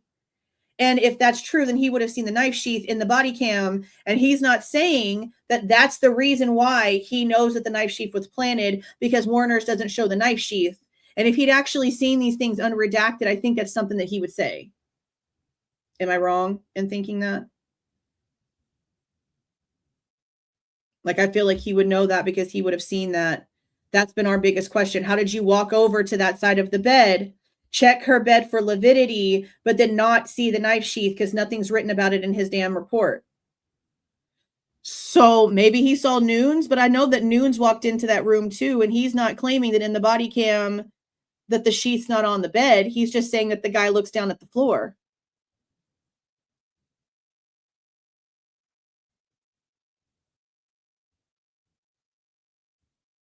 I don't remember him saying that. I don't remember him saying that at all.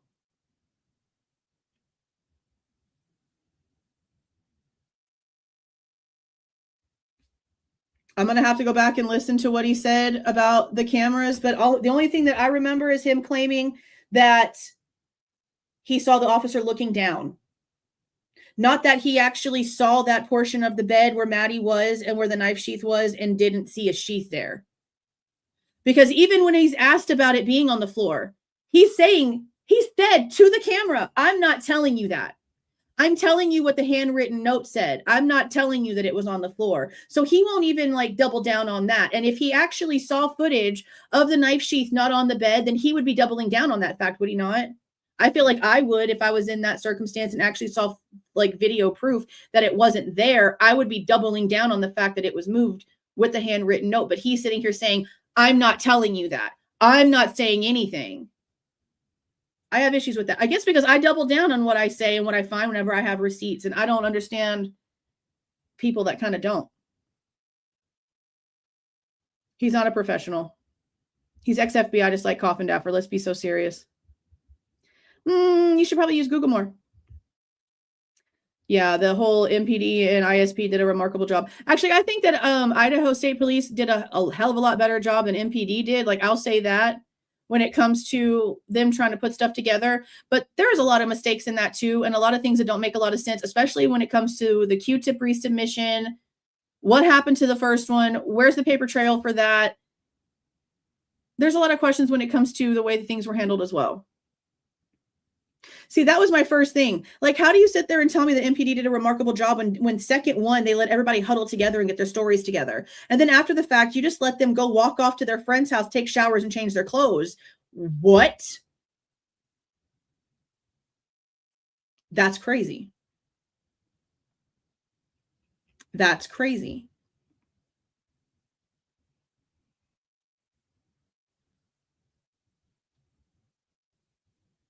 Oh, please. Eyes on the case with things that can't be proven is useless.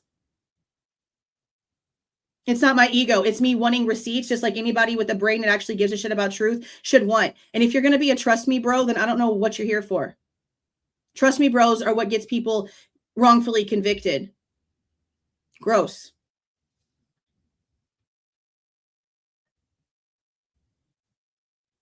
Yeah, like, I'm sorry. What are you trying to do all that for? You're not even showing us what you're talking about. We can't validate the things that you're claiming when you're claiming we haven't had access to any of these things. And your answer to that is, well, at least I've seen the evidence. Okay, are you 5 years old? My attitude is like this because this is the attitude that he has out there.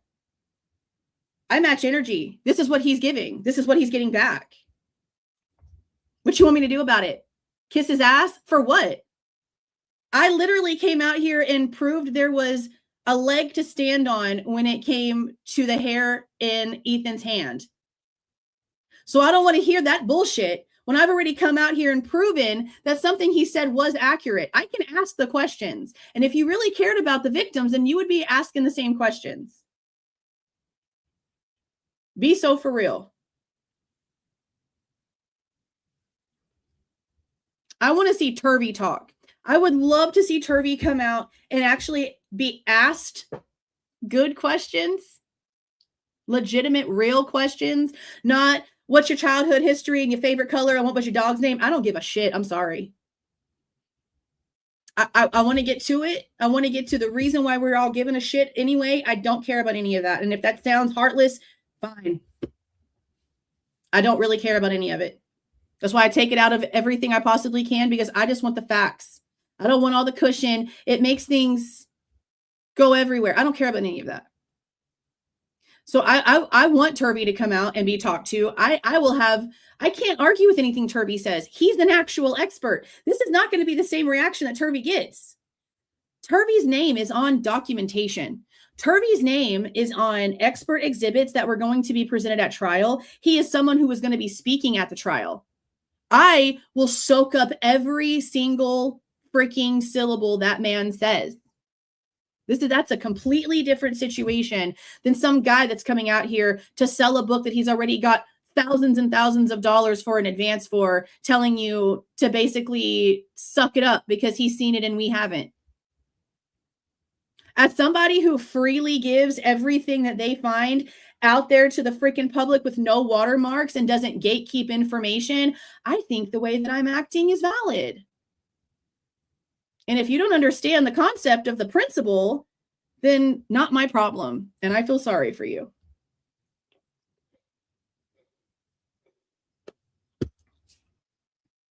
He did say too, he said he was paid to write the book. And that could mean that he just wrote the book and then found a publisher, or it could mean that somebody approached him and said, hey, we need you to write this book and just put a whole bunch of crazy bullshit in it just to throw it out there because people just want information. If you don't care about Erica, why is it in the book? If your instant response is, who cares? Why is it in black and white in your out of order timeline? Twice. Obviously, you cared enough to put it in there twice. So why act like that when we ask the question and then say it doesn't matter because you'll never be able to track her down? Is it because she's not real? Are you lying? This is what I said the other day about how I don't know if we can trust anything he's putting out here in way of text messages, because that's personal information that we will probably never get.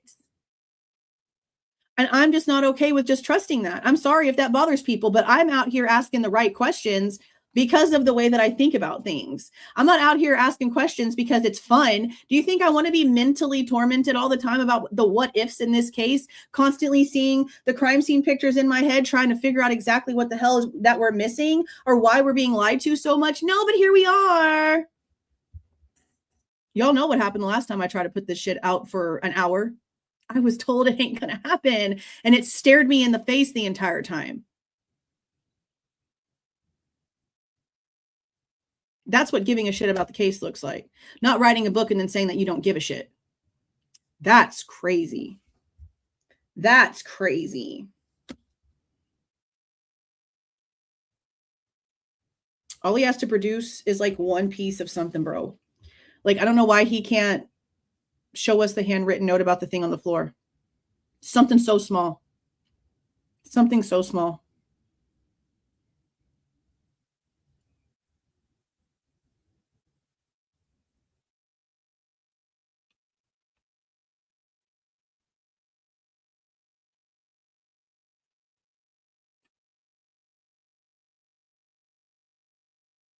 see, I'm trying to see if there's anything else relevant in these notes.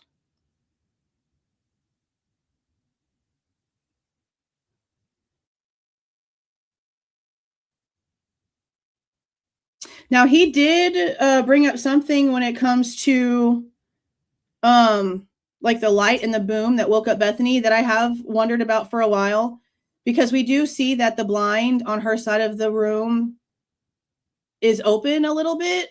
I guess he uses the word broken. I guess it could be broken. It might be broken, but you can see like there's a hole in the blind and the window is like bright. Like you can see the light coming in the window if you were inside.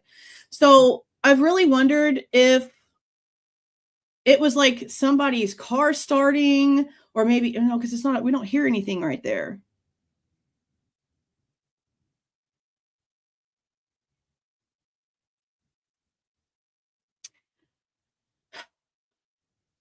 Like for a while, I was like, could it have been Molly's phone that's like hella loud when it takes a photo? And the noise that she heard might have been her loud ass phone in that dome area, like in that bowl area, and a really bright ass flash, but that's like too early.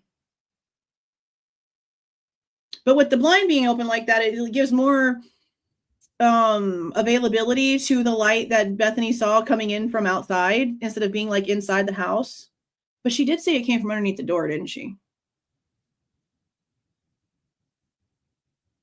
But if she was asleep and it startled her awake, does she really know if it came from underneath the door?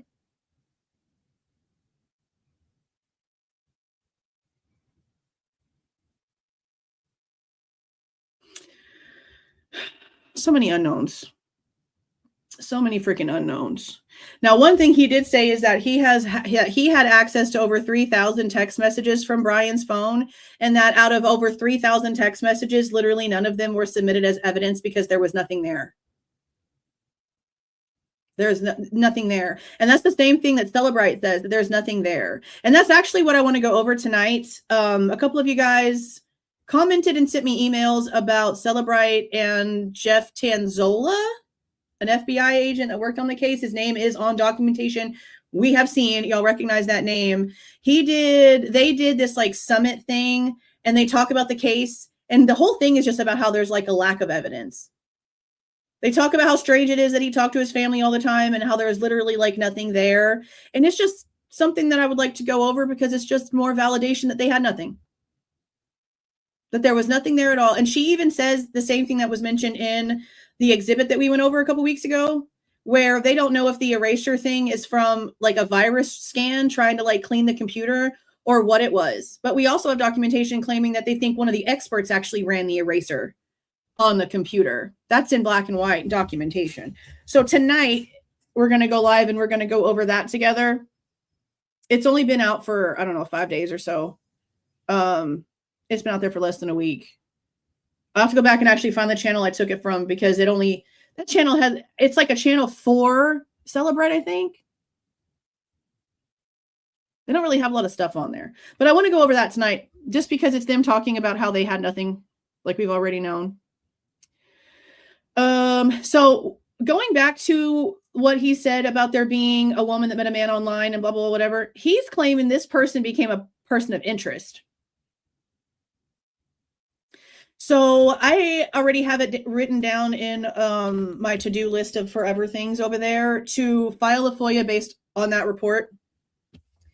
So I think what I'm going to have to do is go through my lives and like control F on certain words for the reports and try to find it that way, because scrolling through all of that and trying to read them, and I don't have them all indexed yet. It's going to take a while. But I would like to FOIA the information on this, though, say person of interest that this woman had issues with, just to see what he's all about. And I don't know how much they'll give to me, but that's wild. That's wild. So I would like to get more information on that. Apparently the cops have all the stuff that they talked to the woman multiple times. He says the messages that the guy sent to the girl about R-ing people and like all kind of really creepy ass shit, that the cops have all those messages. There's lots of things we still need to FOIA. Lots of things. Okay, let's see. Okay. Let me look over here for a second. Who is only available? Because he was asked that in a super chat. If Chris knew somebody called only available. and I'm guessing it's a channel. I've never heard of him before, them before, her before, whoever they are before. Has anyone in the chat heard of a channel called Only Available? He's someone from TikTok.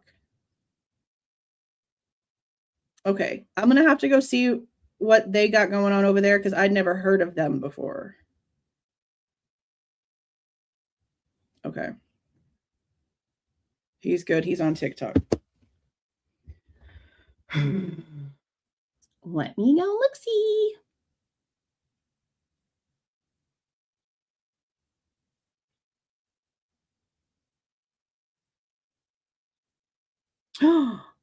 No way.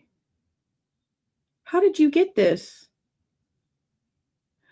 Okay, so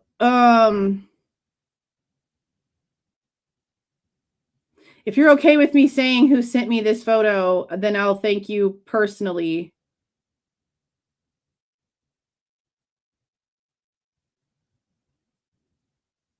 But somebody sent me the photo that apparently he's talking about in way of Dylan being on a couch and the ping pong table.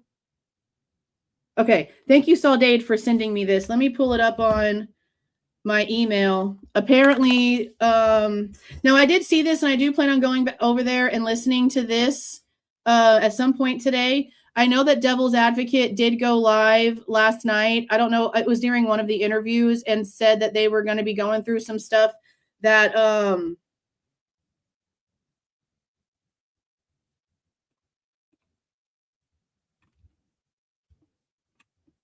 he couldn't talk about or something like that. But this picture was shown. I just want to make sure it's not showing your like email address or anything. Okay. This is apparently the picture that Lakeland took of Dylan, and the ping pong table is back here in the background. And it is in the exact same spot pretty much that it was in. But you don't have blood on that side of the table and have Bethany saying that she heard the table and she heard the cups and blah, blah, blah, whatever, and it end up landing in the same position. So if anything, this is just like, to me, honestly, further proof that somebody picked the damn table back up and put it back where it was.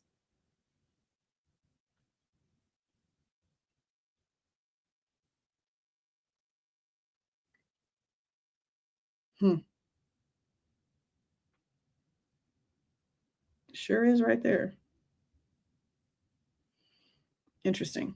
Yeah, I'm going to go back and take notes from Devil's Advocate's thing that he did too. Now, I think Devil's Advocate did a decent job, other than the fact that I felt like I was lied to. And this is my whole point with what I wanted to get at towards the end here. So I think we're pretty much done with this guy. When we were asking about the 1112, very specifically when it comes to the 216 timestamp, I was told by a mod that my question was given to them. I honestly still don't feel like my question was answered, because I am asking very specifically about the timestamps that he placed in there. Now, again, we do have the motion where Ann Taylor now says that she's got all the audio and all the video, and that's great.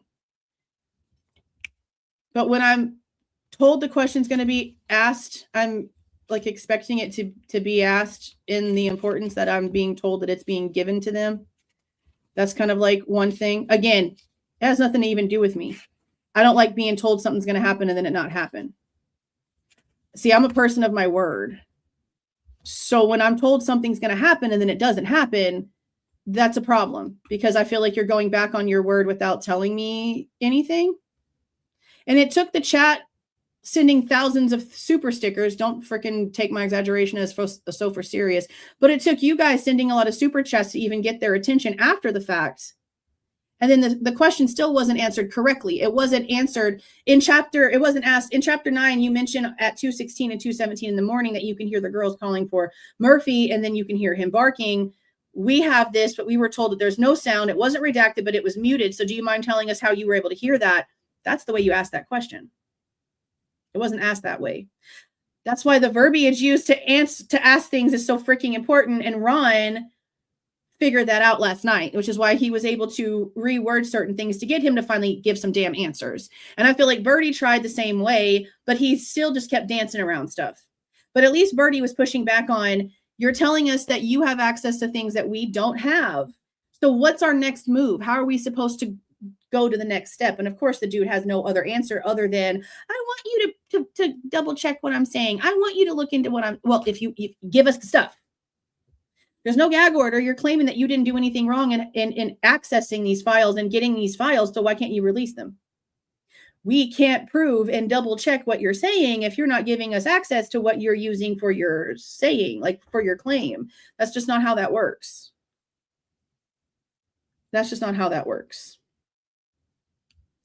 So also when it comes to not keeping your word, do you guys remember yesterday when I said that I had previously spoken to custody queens before the DA live, and they specifically said to me that it's on their list of questions to ask him and that she would let me know what he said?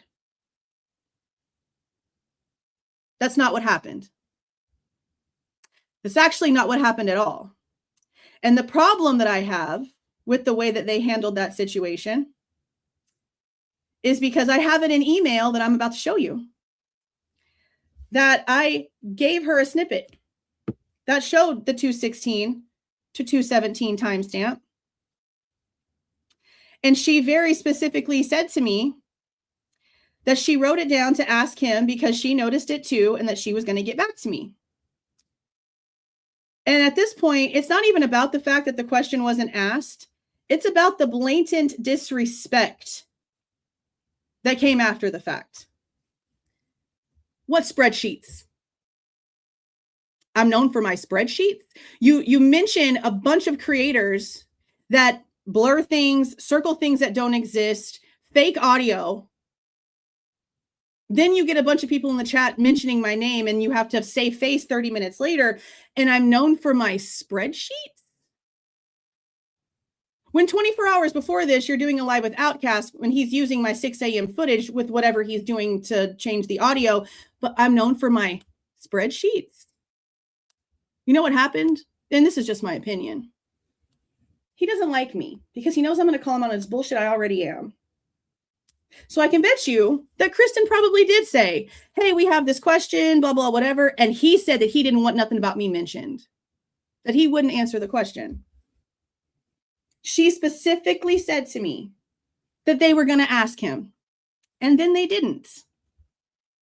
And then she said, I'm known for my spreadsheets. No, the hell I'm not. You just undermined everything that I have done in this case that you constantly come out and say that you are so appreciative of by saying that I'm known for my damn spreadsheets. Miss ma'am, in what freaking universe am I known for my spreadsheets? Okay, no, we're not playing this game. So when I asked her about this, look how long we've been trying to discuss like having a collab with people. Like, I'm not playing this game. No, exactly. What spreadsheets, bro? My FOIAs, my time spent, my arguing. Like, I actually put effort into this stuff that they just talk about. Like, honestly, they're the reaction channel. I mean, we're the ones paying for FOIAs. We're the ones going out there and actually getting information. Like, what do you mean my damn spreadsheets? So the collab is not happening. I know she mentioned it. If you think I'm just like, what? Y'all seem to forget who the hell I am. Okay. I sent her this on April 21st at 1:45 in the morning, which is before we even knew that DA was going to be going live first. Notice it's the actual timestamp.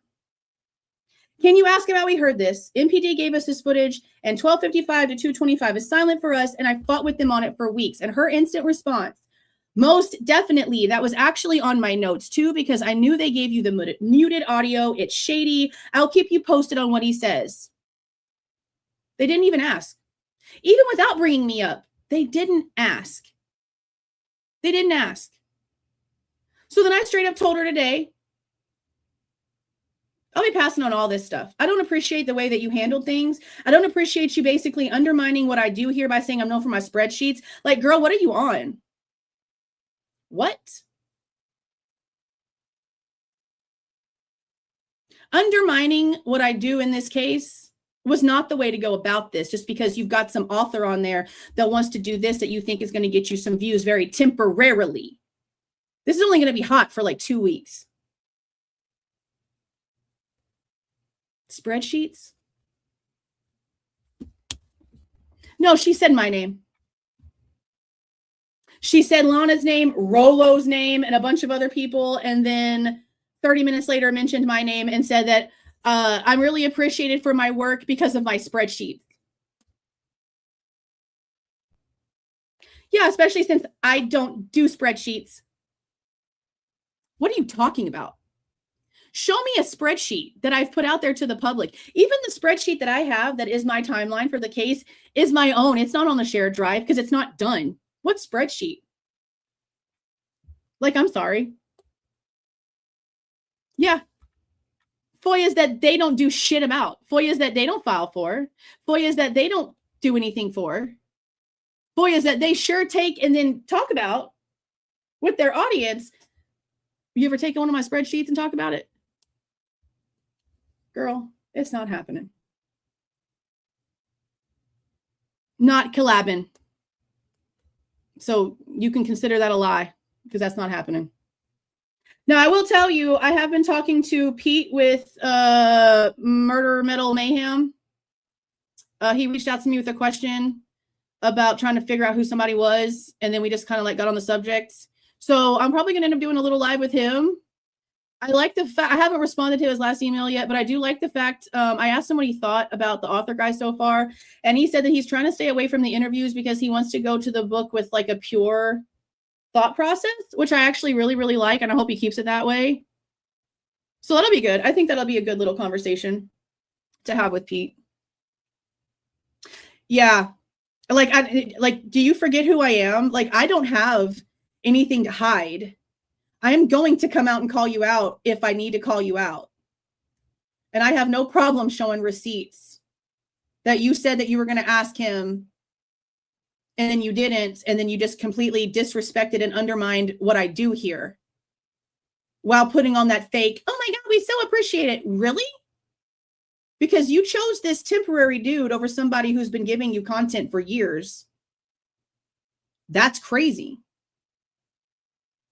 I give you receipts. This guy gives you a book that somebody else published that he refuses to give you proof on. And I just do spreadsheets. Like, I know who I am. Y'all seem to like forget that. I know who I am, right? Release the spreadsheets. I should make just like a big like graphic for like a new t-shirt, Queen of Spreadsheets or some stupid shit. Like, come on. Come on. So crazy. Outcast did try to ask them good questions. I don't have any problem with Outcast and I don't have any problem with Ron. Ron's face is sort of like mine. I think he tries to hide it. But the second that Home Dude said that he didn't think that Bryan Kohberger's constitutional rights were violated, Ron's eyes went big and he started sort of just like looking around. I was like, yeah, that's crazy. That's crazy. Yeah. I think that's really all I have to say. I honestly don't think that I'm going to watch anything else this guy goes on. And I know I said that already, but like after the bullshit that they pulled and then the whole Birdie interview, and again, they muted me after I backed Birdie up on a question, which makes no legit sense. And I have all of the proof for that because before that I was chatting, people were responding back to me and everything was fine. And then he started he asked him a question about factual information that he had pertaining to Dylan in the 8-hour delay. And Home Dude went off the rails talking about how he didn't want to give an opinion. And I said, he's not asking you for your opinion. He's asking you to answer the question based off of things that you claim that you have access to. And they muted me for that. So all the things I said before was fine, but me agreeing with Birdie and backing him up, that got me muted. I mean, the live chat's there. Feel free to go in and see how nice I was being. I even said my first message to somebody was, this is the best out of the 3 interviews. I don't know what you're talking about. You all of you know that I give credit where credit is due, even if it's from somebody that I don't agree with. I do it with JLR all the time. I think that's the biggest example I can possibly use. So even after getting muted for trying to just back up a question that he was asking, he was still the best interview so far. Hands down, because he was really trying to get the guy to say, what's next? We don't have access to the things that you're saying, but we're supposed to believe him and go forward and use this to prove something. So what's next? How do we do this? And the guy just gave him bullshit.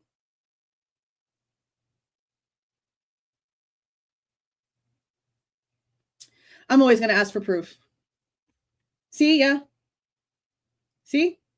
And then after that, I was completely muted because you know how like you guys can see how your messages are up on my screen. If you're muted and you type in a comment, yeah, you'll see it in the chat box, but it won't come up on the screen. So I went and just like typed in random ass shit after a while whenever I realized it. Sure enough, they muted me for agreeing with him. You can go back to the timestamp. It's there. I just don't care. I am not here to make friends. I am not here to be your buddy. I'm here because this case is disgusting and more people need to be talking about it. And if that makes me hated by other people that have questions because I don't fall in line with them either, that's cool. I've never been one to follow trends or do what was popular or what was being the most agreed upon scenario. I don't play that game. And I will repeat. People coming out here and just trusting this guy full-heartedly when he's refusing to give any information to prove what he is saying are the same people that had instant amnesia about all of the questions that we had the second that Bryan Kohberger pled guilty. It's no different. Where's the facts? Where's the proof? Prove it happened. Or what are we talking about? So when the book gets here, I'm going to do what I already planned to do. We're going to go through it. We're going to review it. We're going to see what we can prove, and we're going to see what we can't. And if the majority of it is a bunch of salacious, cheating, non-proven bullshit, then that's going to say a lot too, because he even tried to allude to some sort of situation when it came to two other people. Like he got asked a question about Bethany and Jack Decor. And he made a weird face and he was like, different coupling or different duo or some shit like that. And then like just teased some shit and didn't say anything else. And again, the way that he was like talking about the girls' pictures that were up on the screen and talking about how, oh, you should keep it up there for a little while longer. Like you just a little creepazoid, bro. You're a creepazoid. And there's a difference between somebody being awkward and somebody being a creep. Okay. Awkward can be endearing. A creep is never. So when something about something creepy got brought up, his face changed and he's like, what's wrong with creepy? Everything. What you mean? Everything. What you mean? Dude's weird. I don't like him. I don't like him.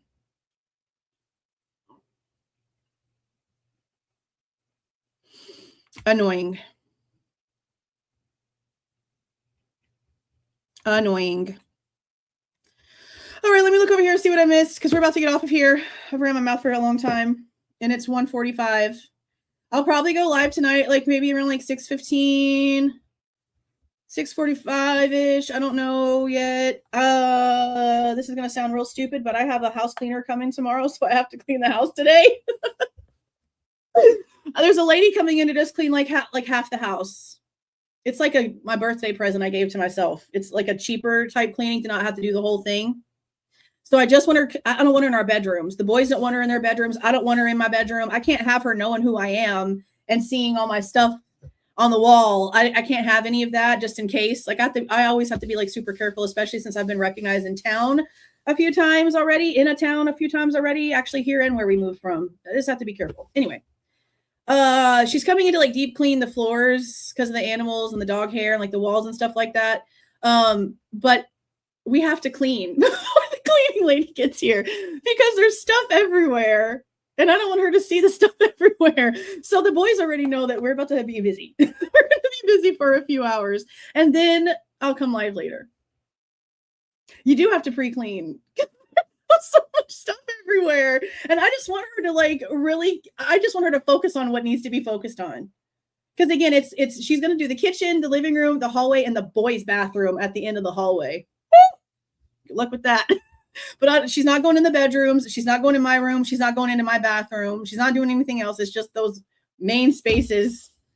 But I got to clean. The dishes got to get done. Probably going to deep clean, scrub the sink, even though that's what she's supposed to be doing. I just can't have her see in the house with all the mess everywhere. So we're about to go clean.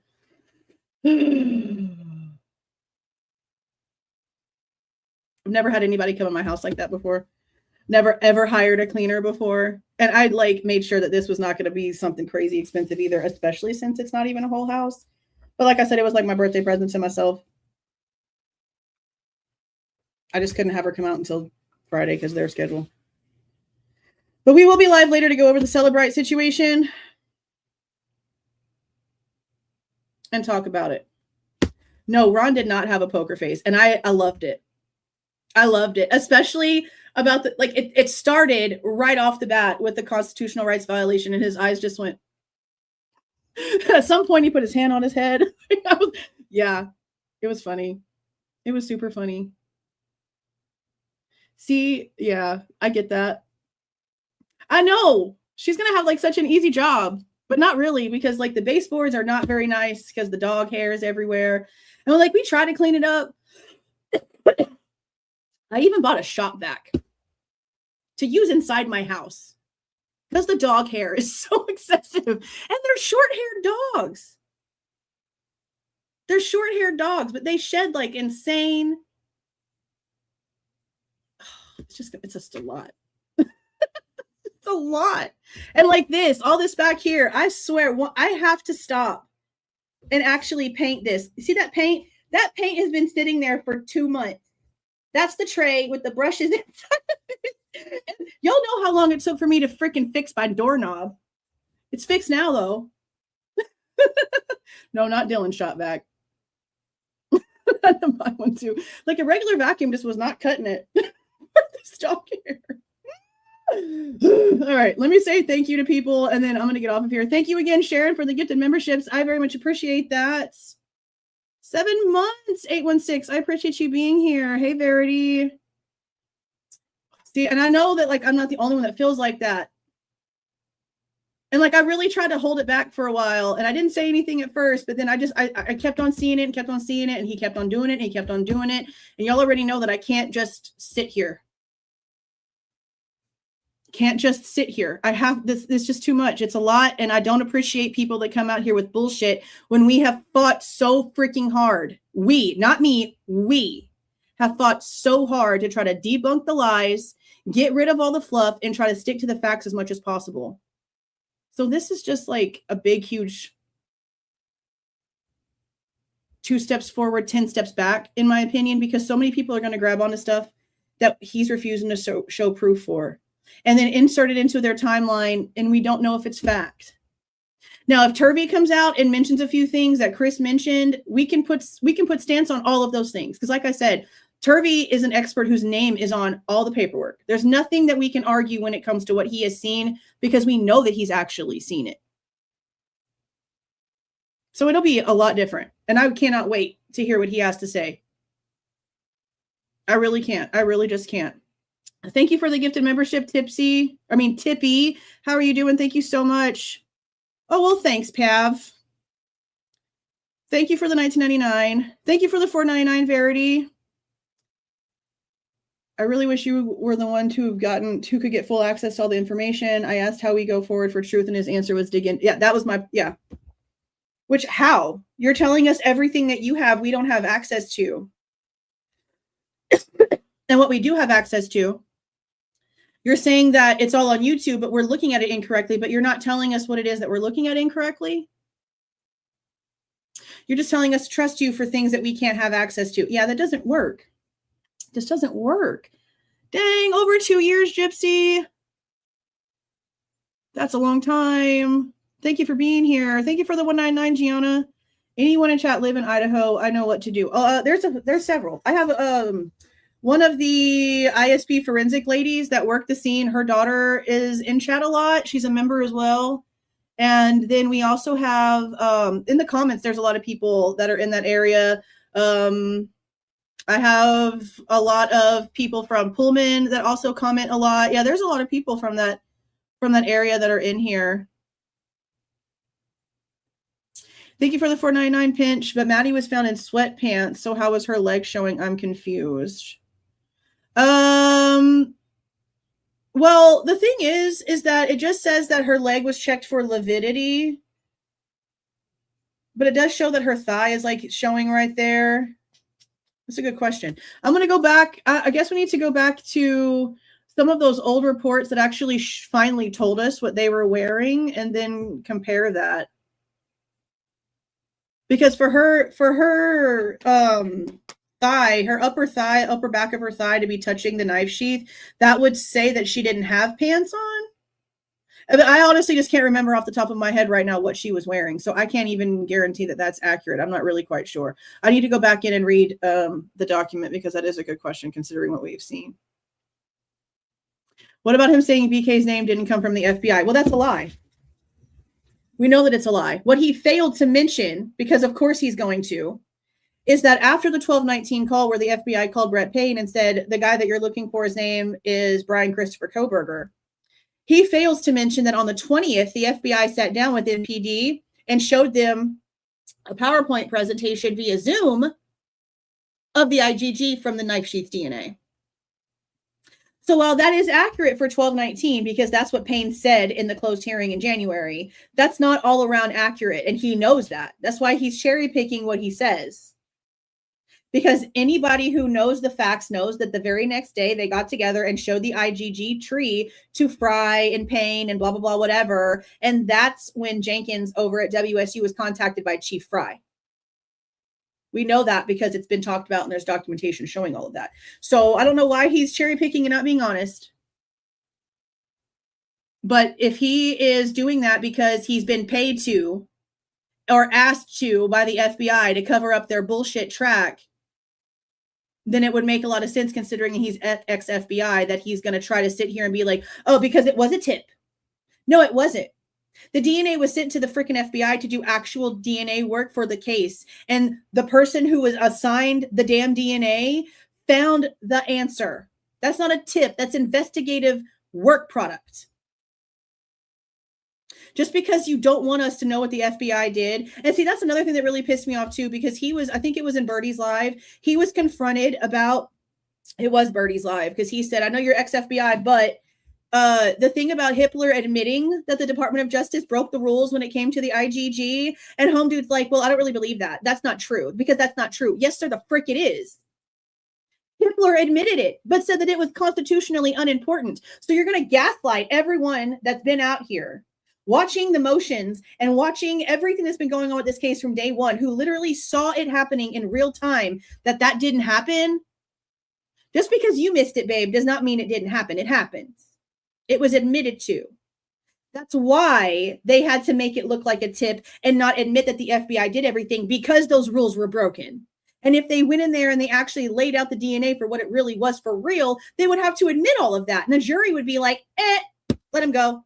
Y'all are full of shit. We don't trust the FBI. They know that. They know what their reputation brings. Be serious. He's out here also trying to cover up what the FBI did. That's a big problem. Big problem. Ooh, there's a little buggy in here. Ooh, get out of here. Thank you for the 1070s, Libra girl. I appreciate that. Thank you so much. Welcome, Nini. We do have our members only live coming up soon. Hold on. What's the calendar say? The 27th. So this coming Monday will be our April members only live where we do our giveaway. Joe Mom gifted a membership. Thank you so much. Miller Time gifted 10 memberships. Thank you so much. Congratulations to those who got those. Thank you for the 20, Danny. How are you doing? How you doing? Oh, well, thank you, Sweet Pea. So that was my thing. Like, if I just sit here and I just like blindly listen to this guy, to me, that makes me like a fake. Like, if I suddenly approach this completely differently and didn't ask questions, didn't try to pull receipts, didn't try to do this the way that I've been doing things over the past 3.5 years, what would that say about me?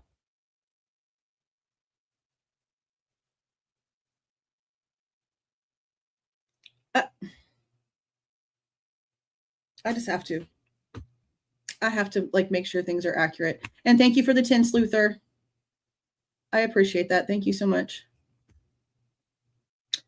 All right, you guys. I'm going to go ahead and get off of here. I will figure out what I have to do. And then I will get the next live together.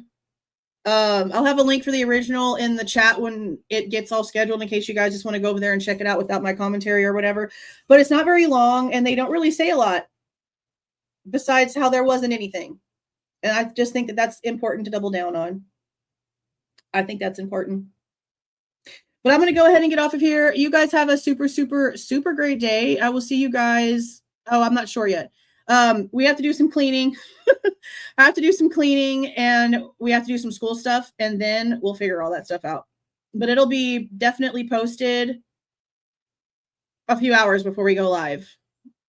Because I don't really think we're going to be, maybe, I don't know. I'm going to sit down in about an hour and then I'll be able to get that all figured out. Oh, thank you, Bootsy. Okay, 32. Okay. Yeah, that's interesting if she had like, if she did have full on sweatpants on, considering that her thigh is touching the knife sheath. Because that would almost mean like her pants were down some if that's the case. So I'll get that stuff. I'll write that down right here so that we can make sure that we have that answer when we go live tonight. What report was that?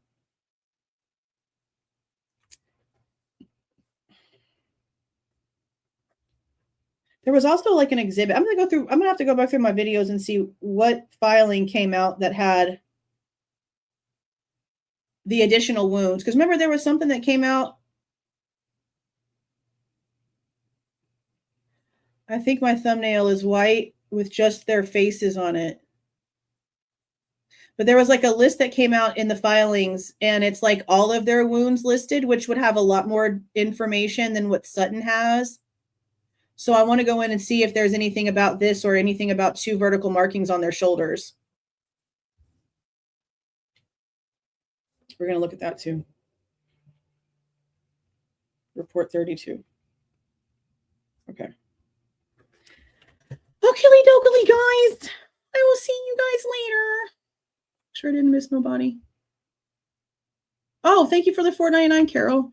I can't believe Kaylee died in that bed. I thought I heard Kaylee had on one shoe. She did. Or sock. She had on one sock. She had on one sock, and then there was a rolled up sock on the bed that we see in the photos that were released on 120. There's a sock. I mean, your punk ass is still visible, so what the hell are you talking about, you little weirdo?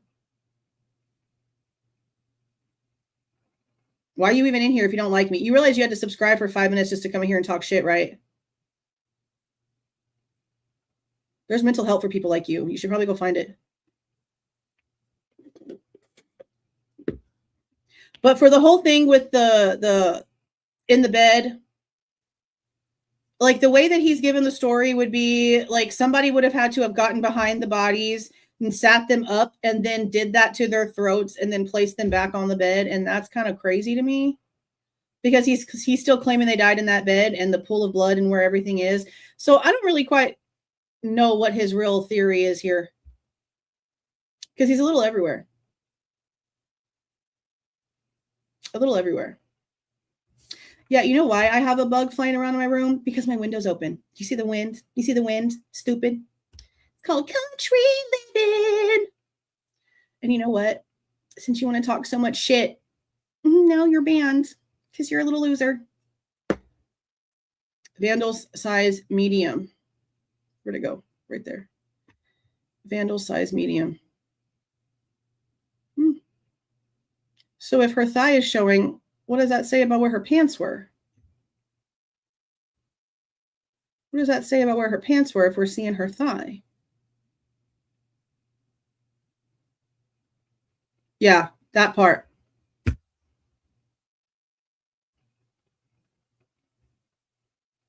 That part.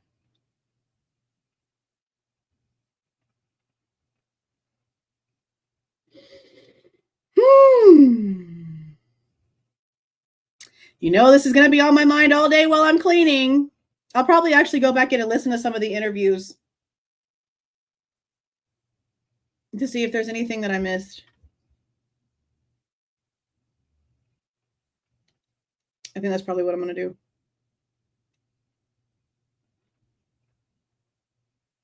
You can see her skin, like where the curvature of the knife sheath is. It's like just barely.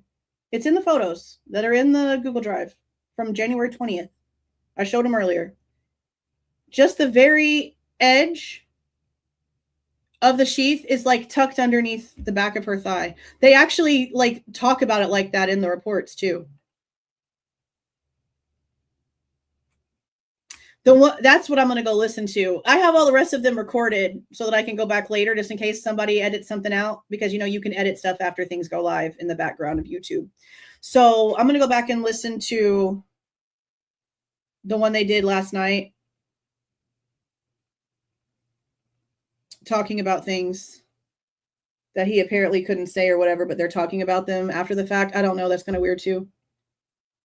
Right, like it's kind of strange that you would have all these guitars back there, but then you're getting asked to play and then you like don't bother. Like I've been around a lot of musicians. My uncle's a musician. He's like actually got like songs out there like to the public and shit like that under a name. I play keyboard, piano, I've played instruments. I don't know of anybody who just has a whole bunch of guitars everywhere and doesn't play one. Maybe he's just not good and he doesn't want to embarrass himself. I don't know. Maybe he just doesn't want to embarrass himself.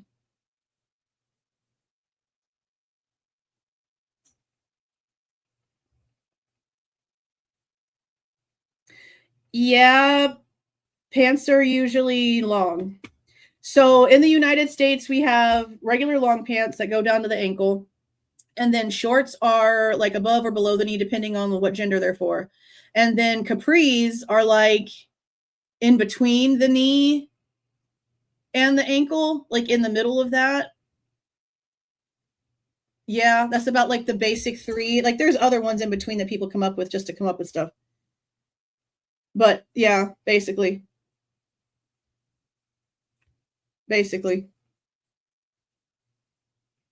So I don't know. It's questionable considering what we've seen. But maybe in the struggle they slipped down a little. I don't know. We're going to have to look back at that.